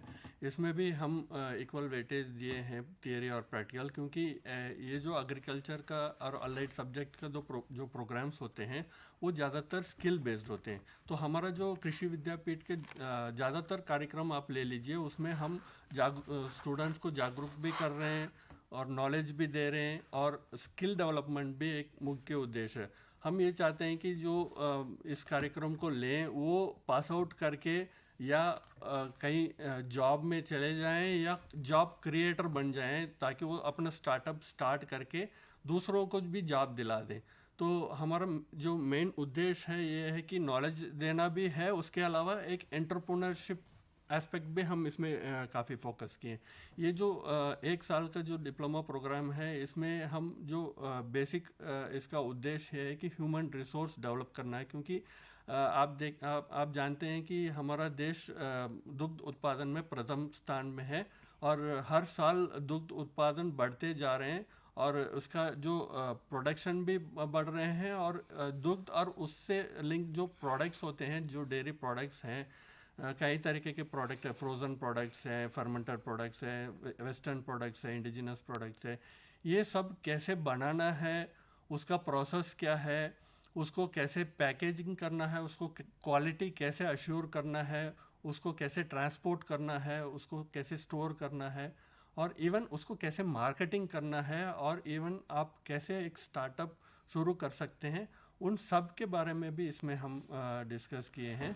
और इसमें कई तरीके के जो डेयरी प्रोडक्ट्स होते हैं, लिक्विड मिल्क से शुरू करके उसको इवन लिक्विड मिल्क को कैसे प्रोक्योर करना है डेयरी प्लांट में, उसको कैसे मिनिमल प्रोसेसिंग करके पैकेजिंग कैसे करना है, उससे किस डिफरेंट तरीके के जो प्रोडक्ट्स बनाते हैं, चीज़ ले लीजिए, बटर ले लीजिए, घी ले लीजिए, या इवन वेस्टर्न प्रोडक्ट्स ले लीजिए, आइसक्रीम है, चीज़ है, बटर है, ये सब कैसे उसको प्रोडक्शन करना है, उसको प्रोसेसिंग करना है, स्टोर करना है, इन सब के बारे में विस्तार तरीके से हम इसमें डिस्कस किए। थैंक यू डॉक्टर विजय।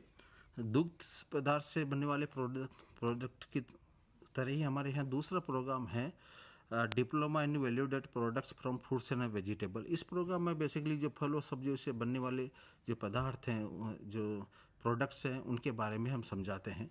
तो इसके लिए डॉक्टर मुकेश कुमार से हम निवेदन करते हैं कि इस प्रोग्राम का महत्व और इसकी रूपरेखा थोड़ा बताइए।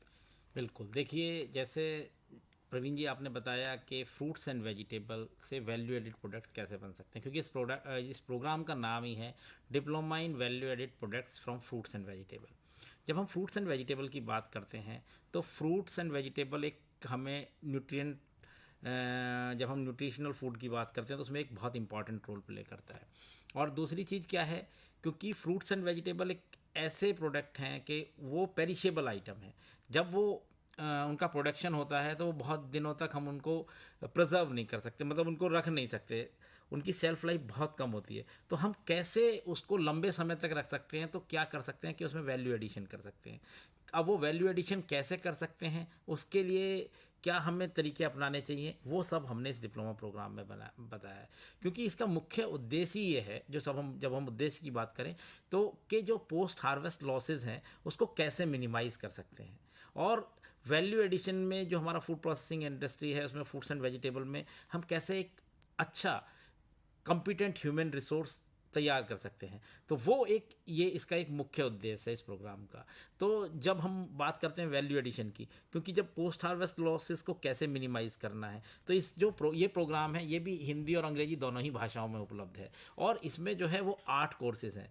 पहला जो कोर्स है वो है फूड फंडामेंटल्स, मतलब फूड की क्या क्या फंडामेंटल्स हैं, क्या हमारी फूड केमिस्ट्री है, एंड देन फूड माइक्रोबायोलॉजी क्या है वो बताई गई है, फूड इंजीनियरिंग इसमें बताई गई है कि आपको यदि वैल्यू एडिशन करना है तो वो कैसे करेंगे। जैसे मान लीजिए छोटा सा एग्जांपल है, कैसे हम वैल्यू एडिट प्रोडक्ट्स बना सकते हैं फ्रूट्स एंड वेजिटेबल के। यदि हमें कोई चटनी बनानी है तो कैसे बनाई जा सकती है, यदि हमें हमारे पास मैंगो है तो मैंगो का अचार कैसे बना सकते हैं, उसका स्क्वैश कैसे बना सकते हैं, उसका जूस यदि ऑरेंज है तो ऑरेंज का जूस कैसे बना सकते हैं, वो मतलब डिफरेंट प्रोडक्ट्स कैसे बना सकते हैं जिससे कि हम उसको लंबे समय तक रख सकें, मिनिमल प्रोसेसिंग कैसे कर सकते हैं, वो सब इसमें बताया है। अब इंपॉर्टेंट क्या है, food testing and quality evaluation भी बहुत इंपॉर्टेंट है, फूड माइक्रोबायोलॉजी बहुत इंपॉर्टेंट है, वो हम इसमें पढ़ाते हैं। अब जब हमने बात की है वैल्यू एडिशन की, जब हमने प्रोडक्ट बना लिए, क्योंकि जो हमारे फार्मर्स हैं यदि जब वो प्रोडक्शन हो रहा है और उसको वो लंबे समय तक नहीं रख सकते, बट उसका वैल्यू एडिशन करके, मान लीजिए उन्होंने आम उनके यहाँ बहुत ज़्यादा प्रोड्यूस हो रहा था और उसको आम को अचार के फॉर्म में कन्वर्ट कर लें, मान लें चिली हो रही है कहीं वेजिटेबल फॉर्म में, उसको अचार के फॉर्म में कन्वर्ट कर लें तो उसको वो लंबे समय तक प्रिजर्व कर सकते हैं। बट इसके लिए साथ साथ उन्हें मार्केटिंग की नॉलेज भी होनी चाहिए कि वो अपना उन्होंने जो अपना प्रोडक्ट बनाया है, नई प्रोसेस करने के बाद कोई नया प्रोडक्ट बनाया तो उसका मार्केटिंग कैसे करना चाहिए, क्या चैनल्स हो सकते हैं। तो इसमें एक कोर्स है एंटरप्रेन्योरशिप, मार्केटिंग एंड एंटरप्रेन्योरशिप, तो वो भी बताता है कि कैसे कैसे आप कहाँ कहाँ कौन कौन से चैनल हो सकते हैं। तो इसमें ये भी डिस्कस किया गया है।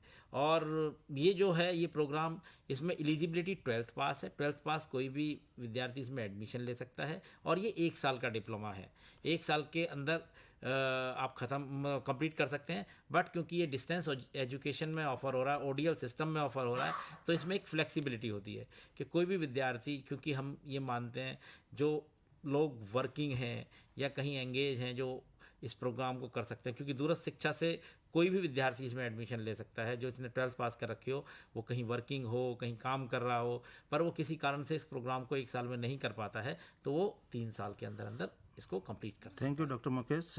आपने बताया कि हमारे यहाँ फ्लेक्सिबिलिटी होती है प्रोग्राम्स में उसको प्रोग्राम कंप्लीट करने के लिए। हमारे यहाँ एक diploma programme and watershed management, इस प्रोग्राम के बारे में भी जल्दी से थोड़ा सा बता दीजिए।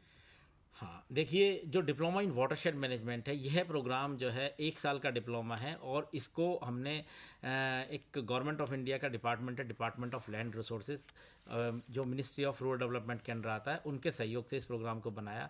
और इसका मुख्य उद्देश्य ये था कि जो वाटरशेड, क्योंकि government of India different watershed के प्रोग्राम चलाती है, तो उनको एक ऐसा ह्यूमन रिसोर्स तैयार करके दे पाएँ जो उन वाटरशेड के प्रोग्राम्स को एफिशिएंटली इम्प्लीमेंट कर सके, उनके अंदर वो कौशल विकास कर पाएँ कि जो वाटरशेड की एक्टिविटीज़ हैं उसको ढंग से और अच्छे तरीके से कंप्लीट कर सकें। इस प्रोग्राम में भी 8 कोर्स हैं जो स्टार्ट करते हैं fundamentals of watershed management, then elements of hydrology, then rain-fed farming, then soil and water management, and horticulture and agroforestry, then funding, monitoring and capacity building, and last is project formulation. तो इस तरीके से इसमें 8 course हैं, और 8 कोर्सों को 1 साल के अंदर विद्यार्थी कंप्लीट कर सकते हैं, या जैसे मैंने अभी थोड़ा देर पहले बताया कि फ्लेक्सिबिलिटी होती है कि 3 साल के अंदर भी कंप्लीट कर सकते हैं। और ये बहुत ही इंपॉर्टेंट प्रोग्राम है, क्योंकि वाटरशेड एक ऐसा कंसेप्ट है जो होलिस्टिक डेवलपमेंट की बात करता है। जो हमारे फार्मर्स हैं, क्योंकि हमारे देश की लगभग कहिए 60% पॉपुलेशन रूरल एरियाज़ में रह रही है, जिनकी मेन ऑक्यूपेशन एग्रीकल्चर है, और वो कृषि पर डिपेंड करते हैं, और कृषि जो है वो बहुत सारे फैक्टर्स पे डिपेंड करती है, तो उनकी लाइवलीहुड सस्टेन कर पाएँ, उसमें वाटरशेड का एक बहुत महत्वपूर्ण योगदान है। धन्यवाद डॉक्टर मुकेश। आपने बताया कि वाटर सेट एक होलिस्टिक अप्रोच है जिसमें जल संरक्षण की बात होती है, फिर उस एरिया में आने वाले जितने भी इंटरप्राइजेज है उनको कैसे विकसित किया जा सकता है उसके बारे में उसमें चर्चा की है उस प्रोग्राम में। तो इस सेशन में बेसिकली हमने जो स्कूल ऑफ एग्रीकल्चर के जो सर्टिफिकेट प्रोग्राम है, poultry farming, sericulture, the water harvesting and management, then diploma program है, diploma in dairy technology, diploma in watershed management, diploma in value added products from fruits and vegetable, साथ ही साथ एक awareness programme जो कि farmers और rural youth 2 month का है dairy farmers के लिए। इन सारे प्रोग्राम्स के बारे में हमने चर्चा करी और मैं डॉक्टर पी विजय कुमार और डॉक्टर मुकेश दोनों को धन्यवाद करना चाहता हूं कि आपने बहुत ही अच्छी तरह से इन प्रोग्राम्स के बारे में बताया। धन्यवाद। धन्यवाद। धन्यवाद।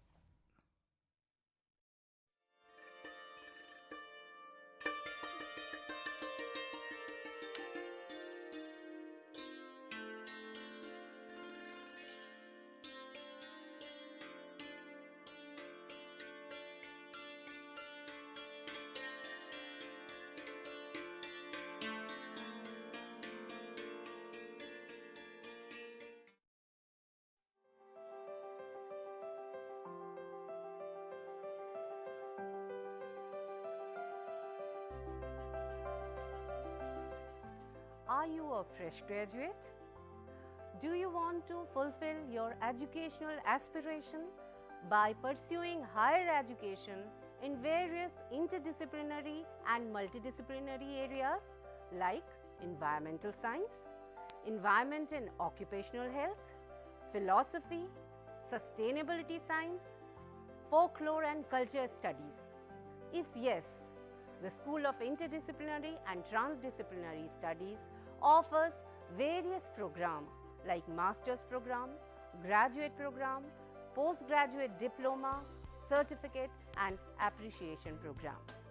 The school offers 5 master's program. Master of Science, Environmental Science. The eligibility criteria for MSc Environmental Science is graduate in Science, BTech, BE, Agriculture graduate, Forestry graduate and Veterinary graduate.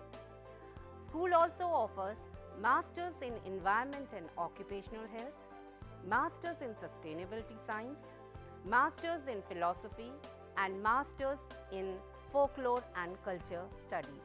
The eligibility criteria for these 4 Masters program is graduate in any discipline. School also offers various socially relevant and need-based PG Diploma program like PG Diploma in Sustainability Science, PG Diploma in Environment and Occupational Health, PG Diploma in Folklore and Culture Studies and PG Diploma in Migration and Diaspora Studies. The school also offers PG Certificate in Climate Change and Avshist Prabandhan mein Praman Patra. The school also offers 2 doctoral programs, PhD in Environmental Science and PhD in Interdisciplinary and Transdisciplinary Studies. The school offers various innovative technologies and multimedia for providing a very excellent student support system. The study material is of high quality. The learner support is provided through Gyan Darshan, Gyan Vani, IRC, Swayam Prabha and Swayam channel of IGNOU. For more detail, please log in to IGNOU website. For online admission in these programs, visit school site and also the Samarth online education portal of IGNOU. So please join these programs and fulfill your educational aspiration.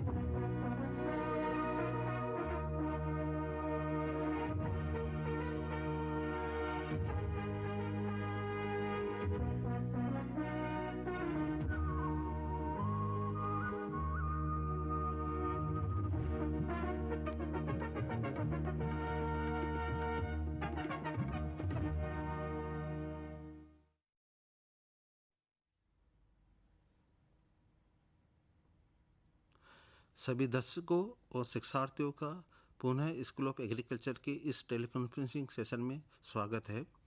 पिछले session में हमने जो कुछ certificate programs जैसे water harvesting, sericulture, poultry farming और diploma program dairy technology, watershed management, value added products and fruits and vegetable, उनके बारे में बात की थी।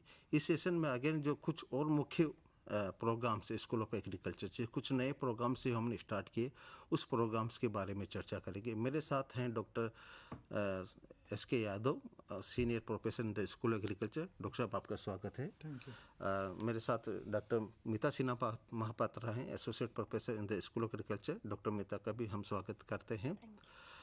जो हम चर्चा करते हैं डॉक्टर SK यादव सर से, उनसे पूछते हैं कि जो certificate in bee keeping programme 6 month का प्रोग्राम है, इस प्रोग्राम की विशेषताएं क्या क्या है, इसका महत्व क्या है शिक्षार्थियों के लिए, थोड़ा बताइए। जी, जैसा बताया गया निदेशक महोदय द्वारा कि हमारे स्कूल में एक बी कीपिंग या मधुमक्खी पालन में एक प्रमाण पत्र कार्यक्रम है।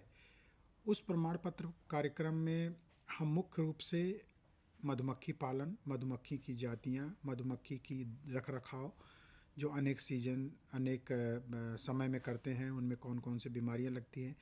लेकिन इस पाठ्यक्रम का सबसे बड़ा जो महत्व है वो इस परिप्रेक्ष्य में है कि आजकल के समय में जंगलों से जो हनी निकाली जाती है, मधु जो निकाली जाती है, उसकी मात्रा निरंतर कम होती जा रही है, क्योंकि जंगलों की संख्या कम होती जा रही है, उनका क्षेत्रफल कम होता जा रहा है। और सबसे बड़ी बात है कि जो कम्युनिटीज़ इन जगहों पे रहती हैं, जिन जो कलेक्शन करती हैं, उनकी संख्या भी कम हो रही है। दूसरी बात, जंगलों से अगर आप वनों से अगर आप मधुमक्खी के प्रोडक्ट को आप कलेक्ट करते हैं तो उसमें बहुत सी कठिनाइयाँ होती हैं, बहुत कम रिकवरी होती है, मतलब अमाउंट बहुत कम मिलता है। तो इन सब चीज़ों को देखते हुए अगर मधुमक्खी पालन को आपको एक व्यवसाय के रूप में करना है तो आपको इस पाठ्यक्रम को पढ़ सकता है, और आपको ऐसे पाठ्यक्रमों की तलाश होनी चाहिए जिसके बारे में मधुमक्खी पालन से संबंधित एक संगठित ज्ञान आपको प्राप्त हो सके।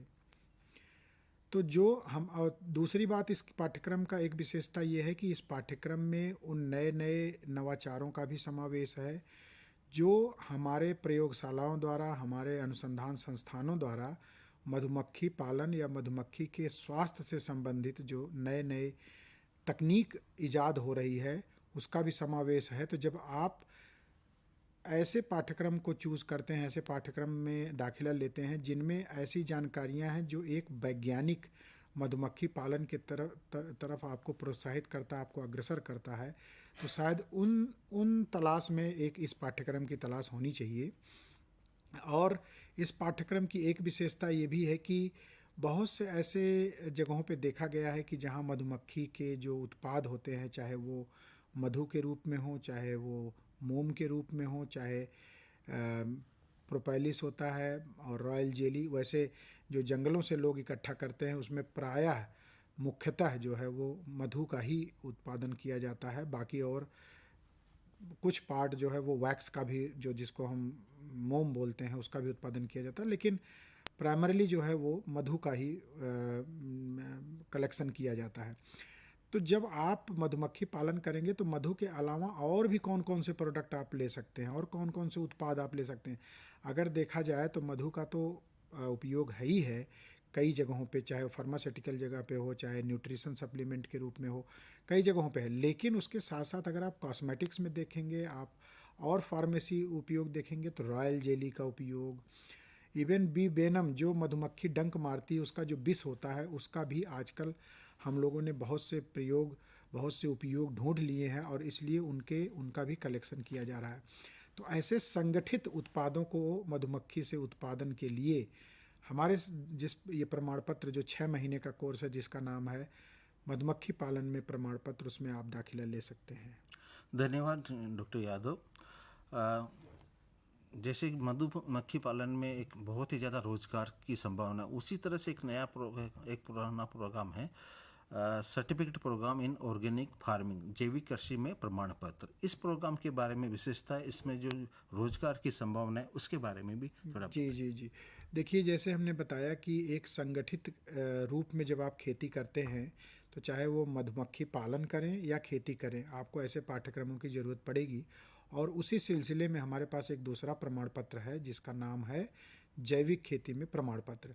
ये प्रमाण पत्र केवल आपको जैविक खेती से संबंधित उत्पादन तकनीक बताने में सक्षम है, उसकी सर्टिफिकेशन कैसे करें, उसकी मार्केटिंग कैसे करें, और यदि आप कोई भी जैविक खेती से संबंधित कोई भी फसल उगाते हैं तो उस फसल की रख रखाव कैसे करेंगे। अब रही बात इसमें रोज़गार की, तो नित्य प्रतिदिन टेक्नोलॉजी के उपलब्धता के कारण हमारे हर एक क्षेत्र में नए नए रोज़गार के अवसर उत्पन्न हो रहे हैं। आप सबको पता है कि आजकल ऑनलाइन का ज़माना है, ऑनलाइन मार्केटिंग हो रही है। ऐसे जगहों पे आप ऑर्गेनिक फार्मिंग करके और अपने प्रोडक्ट को ऐसे जगहों पे जहाँ पर ज़मीन सस्ते रेट में उपलब्ध हो, बहुत ज़्यादा वहाँ पर केमिकल फार्मिंग न की गई हो, और जो पहाड़ों के किनारे हो, पठारों पर हो, जहाँ पर मुख्य रूप से ट्रेडिशनल फसलें उगाई जाती हो, ऐसे जगहों पे आप खुद अपना एक व्यवसाय के रूप में जैविक खेती को आप अपना सकते हैं और अपने प्रोडक्ट्स को आप कंज्यूमर तक पहुंचा सकते हैं। तो इसमें रोज़गार के जो अवसर हैं वो मुख्य रूप से उत्पाद बेचना, जैविक खेती के तहत उपयोग की जाने वाली वस्तुएं जैसे बायोपेस्टिसाइड, बायो फर्टिलाइज़र, इसका आप मार्केटिंग कर सकते हैं। जैविक खेती से संबंधित किसानों को प्रशिक्षण देने का भी काम आप कर सकते हैं, यदि आप इसमें प्रशिक्षित हो करके और अपना एक खुद का एक सेटअप तैयार करके, और किसानों को और हमारे जो बेरोज़गार युवक लोग जो खेती में आना चाहते हैं या जो भी खेती में अपना आना चाहता है, उसको आप जैविक खेती से संबंधित प्रशिक्षण भी दे सकते हैं। और तीसरा जो इसमें है वो मार्केटिंग का है। इसमें नए नए तरीके से आप मार्केटिंग के एवेन्यूज़ खोज सकते हैं। चौथा जो इसमें रोज़गार की संभावना है वो वैल्यू एडेड प्रोडक्ट, जिसको मूल्य संवर्धित उत्पाद बोलते हैं। जैविक खेती से उत्पादित उत्पाद को फ्रेश न बेच करके उससे अनेक उत्पाद बना करके आप मार्केट में ले आ सकते हैं। जैसा कि आप देखेंगे कई ऐसे क्षेत्रों में जो है वो उत्पादों का प्रचलन है। जी धन्यवाद doctor Yadav.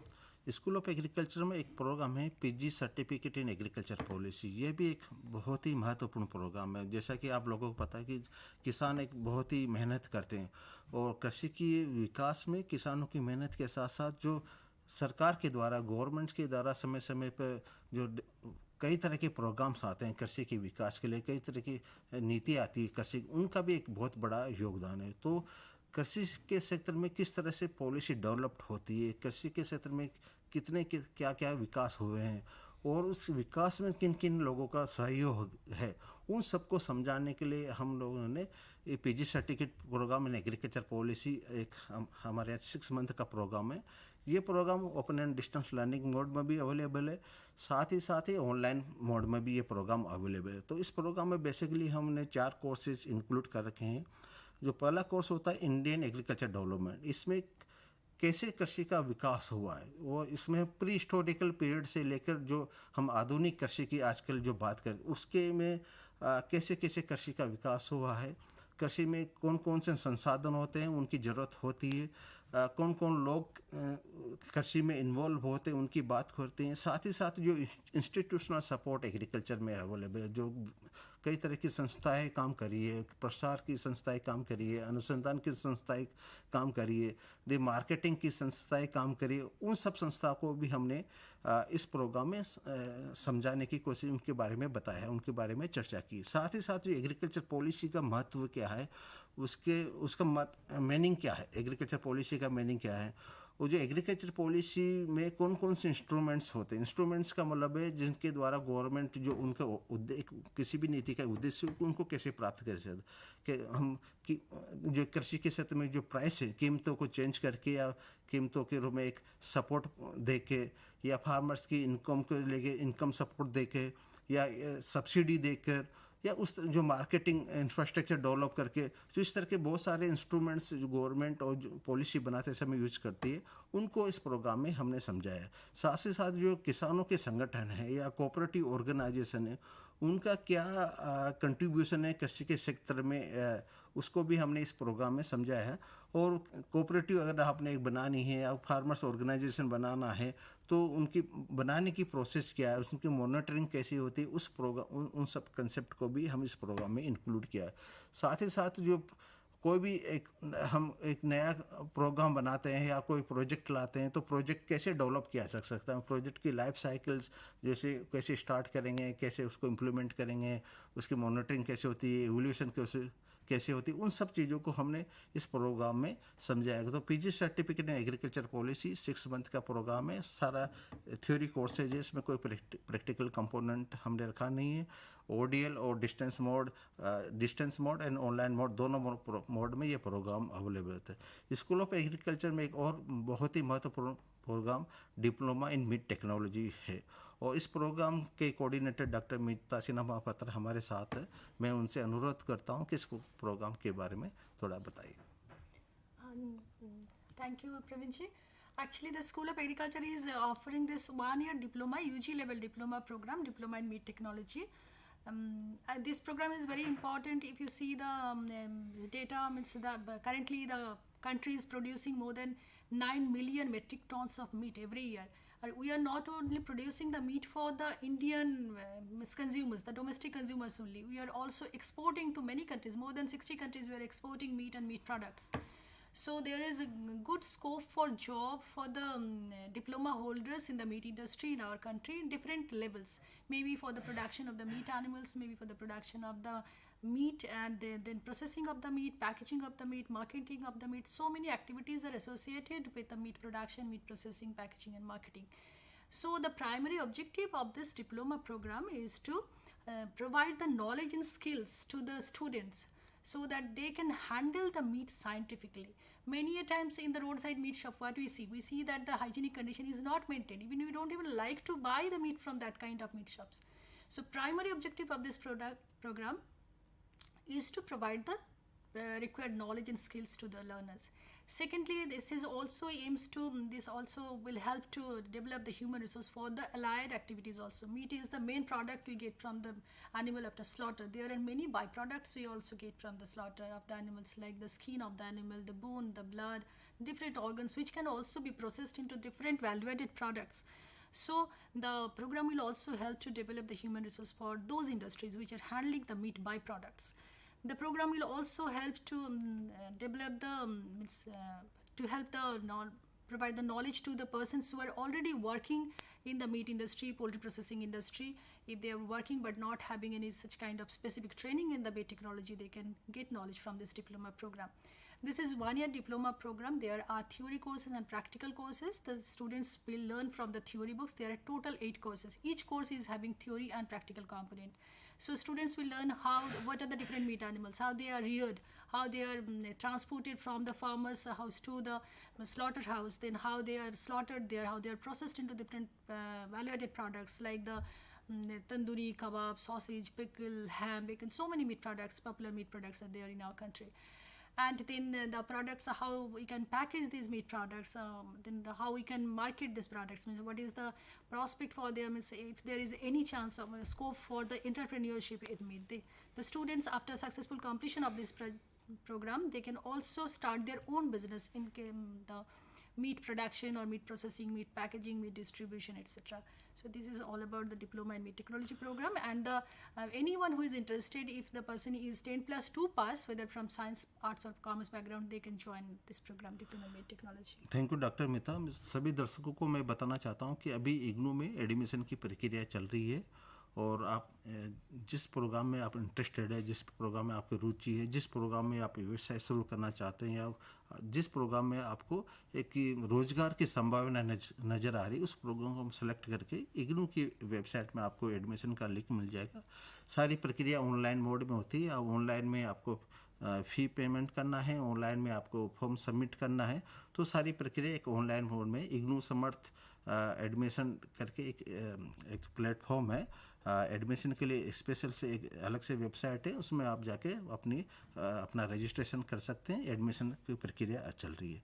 School of agriculture ने रिसेंटली एक नया प्रोग्राम स्टार्ट किया है, डिप्लोमा इन हॉर्टिकल्चर। ये प्रोग्राम भी एक बहुत ही अच्छा प्रोग्राम है, 1 ईयर ड्यूरेशन का प्रोग्राम है, और प्रोग्राम के कोऑर्डिनेटर प्रोफेसर एस के यादव हमारे साथ हैं। मैं उनसे अनुरोध करता हूँ कि डिप्लोमा इन हॉर्टिकल्चर का महत्व क्या है, इस प्रोग्राम की विशेषताएँ क्या क्या हैं, थोड़ा हमारा दर्शकों को बताइए। थैंक यू डॉक्टर साहब। डिप्लोमा इन हॉर्टिकल्चर यानी उद्यानिकी में डिप्लोमा कोर्स। ये 1 साल का प्रोग्राम है, कोर्स है। इसमें 5 कोर्सेज हैं। पहला कोर्स जो है वो इंट्रोडक्टरी पार्ट है, प्रस्तावना है, केवल छोटा सा आपको इंट्रोडक्शन दिया जाएगा। दूसरे में फलों का जो खेती कैसे की जाए, तीसरे में सब्जियों की खेती, चौथे में फूलों की खेती, और पाँचवें में जो है वो नर्सरी मैनेजमेंट है। जैसे पौधों को उगाने के लिए आपको नर्सरी की ज़रूरत पड़ती है, तो नर्सरी में पौधों को कैसे उगाएं और फिर उनको फर्दर आप ऑर्चर्ड में उगाएं या किसी खेत में लगाएं। जैसे सब्जियों के केस में आपको पहले नर्सरी ग्रो करना पड़ेगा, फिर आपको पौधों को, जैसे प्याज का केस ले लेते हैं, प्याज को उखाड़ के फिर आपको दूसरे खेत में लगाना पड़ता है, तो पहले नर्सरी।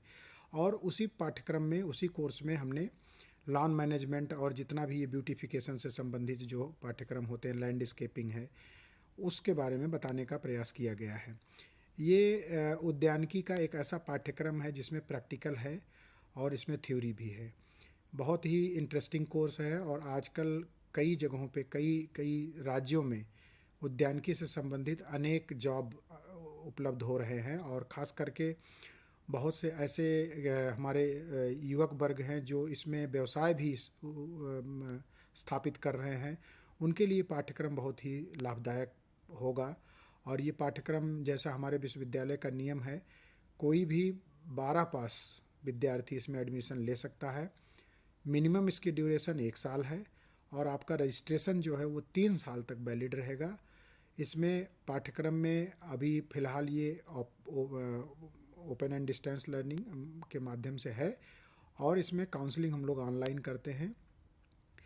दूसरी एक एडवांटेज इसमें सबसे बड़ा ये है कि अगर आप फलों की खेती करना चाहते हैं तो फलों का कोर्स है, फूलों की खेती करना चाहते हैं तो फूलों का, और आजकल फूलों में भी बहुत से ऐसे वैल्यू एडेड प्रोडक्ट उत्पादित किए जा रहे हैं जिनका बाज़ार में बहुत ज़्यादा जो है वो मांग है और बहुत ज़्यादा उसमें उसका प्राइस भी है।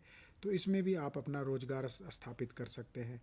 तो अपार संभावनाएं लेते हुए ये पाठ्यक्रम विकसित किया गया है और ये प्रयास किया गया है कि अगर उद्यानिकी की बात करें, जिसमें सारे तरीके के जो बड़े पौधे होते हैं, खास करके जो ऐसे पौधे होते हैं जो हमारे सौंदर्य के लिए ज़रूरी होते हैं, हमारे खाद्यान्न के लिए, हमारे पोषण के लिए, ऐसे पौधे जो हमारी साधारण फसलें जैसे आपकी धान, गेहूँ, चना, मटर के अलावा जो होती हैं, जो खास करके पेड़ के रूप में होती हैं, ऐसी फसलों के बारे में ज्ञान प्रदान करने का प्रयास किया गया है।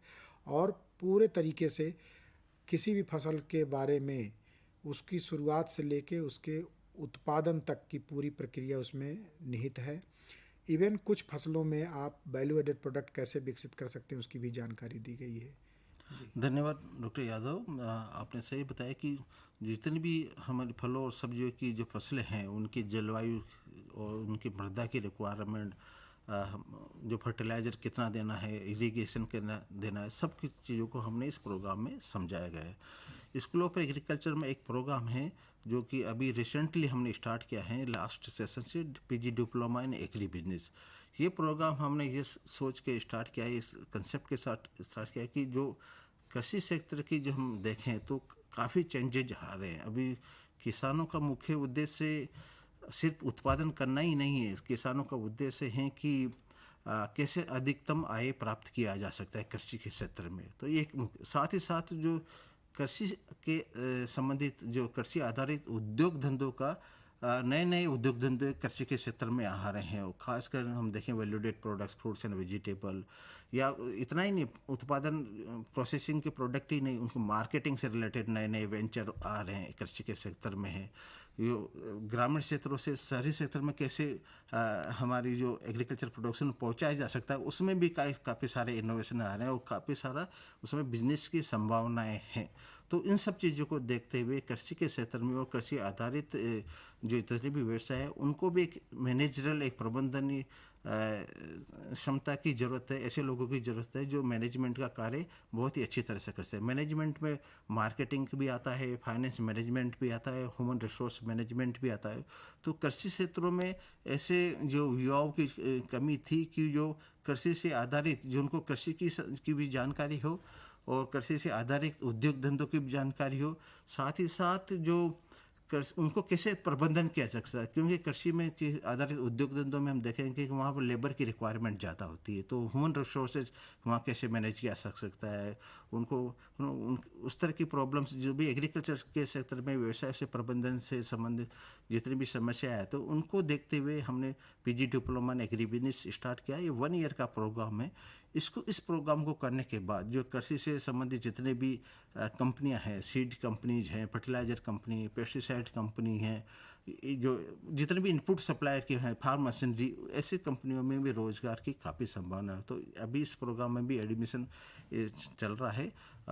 तो इग्नू की एडमिशन पोर्टल के थ्रू आप इस प्रोग्राम में एडमिशन लेते हैं। स्कूल ऑफ एग्रीकल्चर में एक नया प्रोग्राम हमने स्टार्ट किया है, masters in food safety and quality management. पहले से हमारे यहाँ एक प्रोग्राम था PG diploma in food safety and quality management. तो पीजी डिप्लोमा जो food safety and quality management, उसको एक हम अपग्रेड करके, पहले वो प्रोग्राम 1 ईयर का था, उसको 1 ईयर से हमने 2 ईयर्स का प्रोग्राम बना दिया है, masters in food safety and quality management. और उसके कोऑर्डिनेटर डॉक्टर मिता हमारे साथ है। मैं उनसे अनुरोध करता हूं कि दोनों प्रोग्राम जो फूड सेफ्टी से रिलेटेड हमारे स्कूल ऑफ एग्रीकल्चर में चलते हैं, उनके बारे में विस्तार से चर्चा करें। Thank you, Pravinji.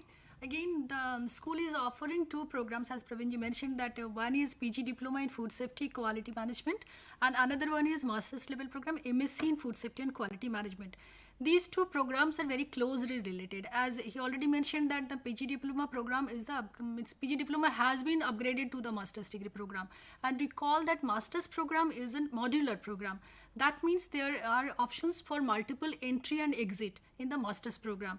So MSc program, if anyone is taking admission in MSc program and doesn't want to continue for the second year of the MSc, that person can exit with a PG Diploma in Food Safety and Quality Management.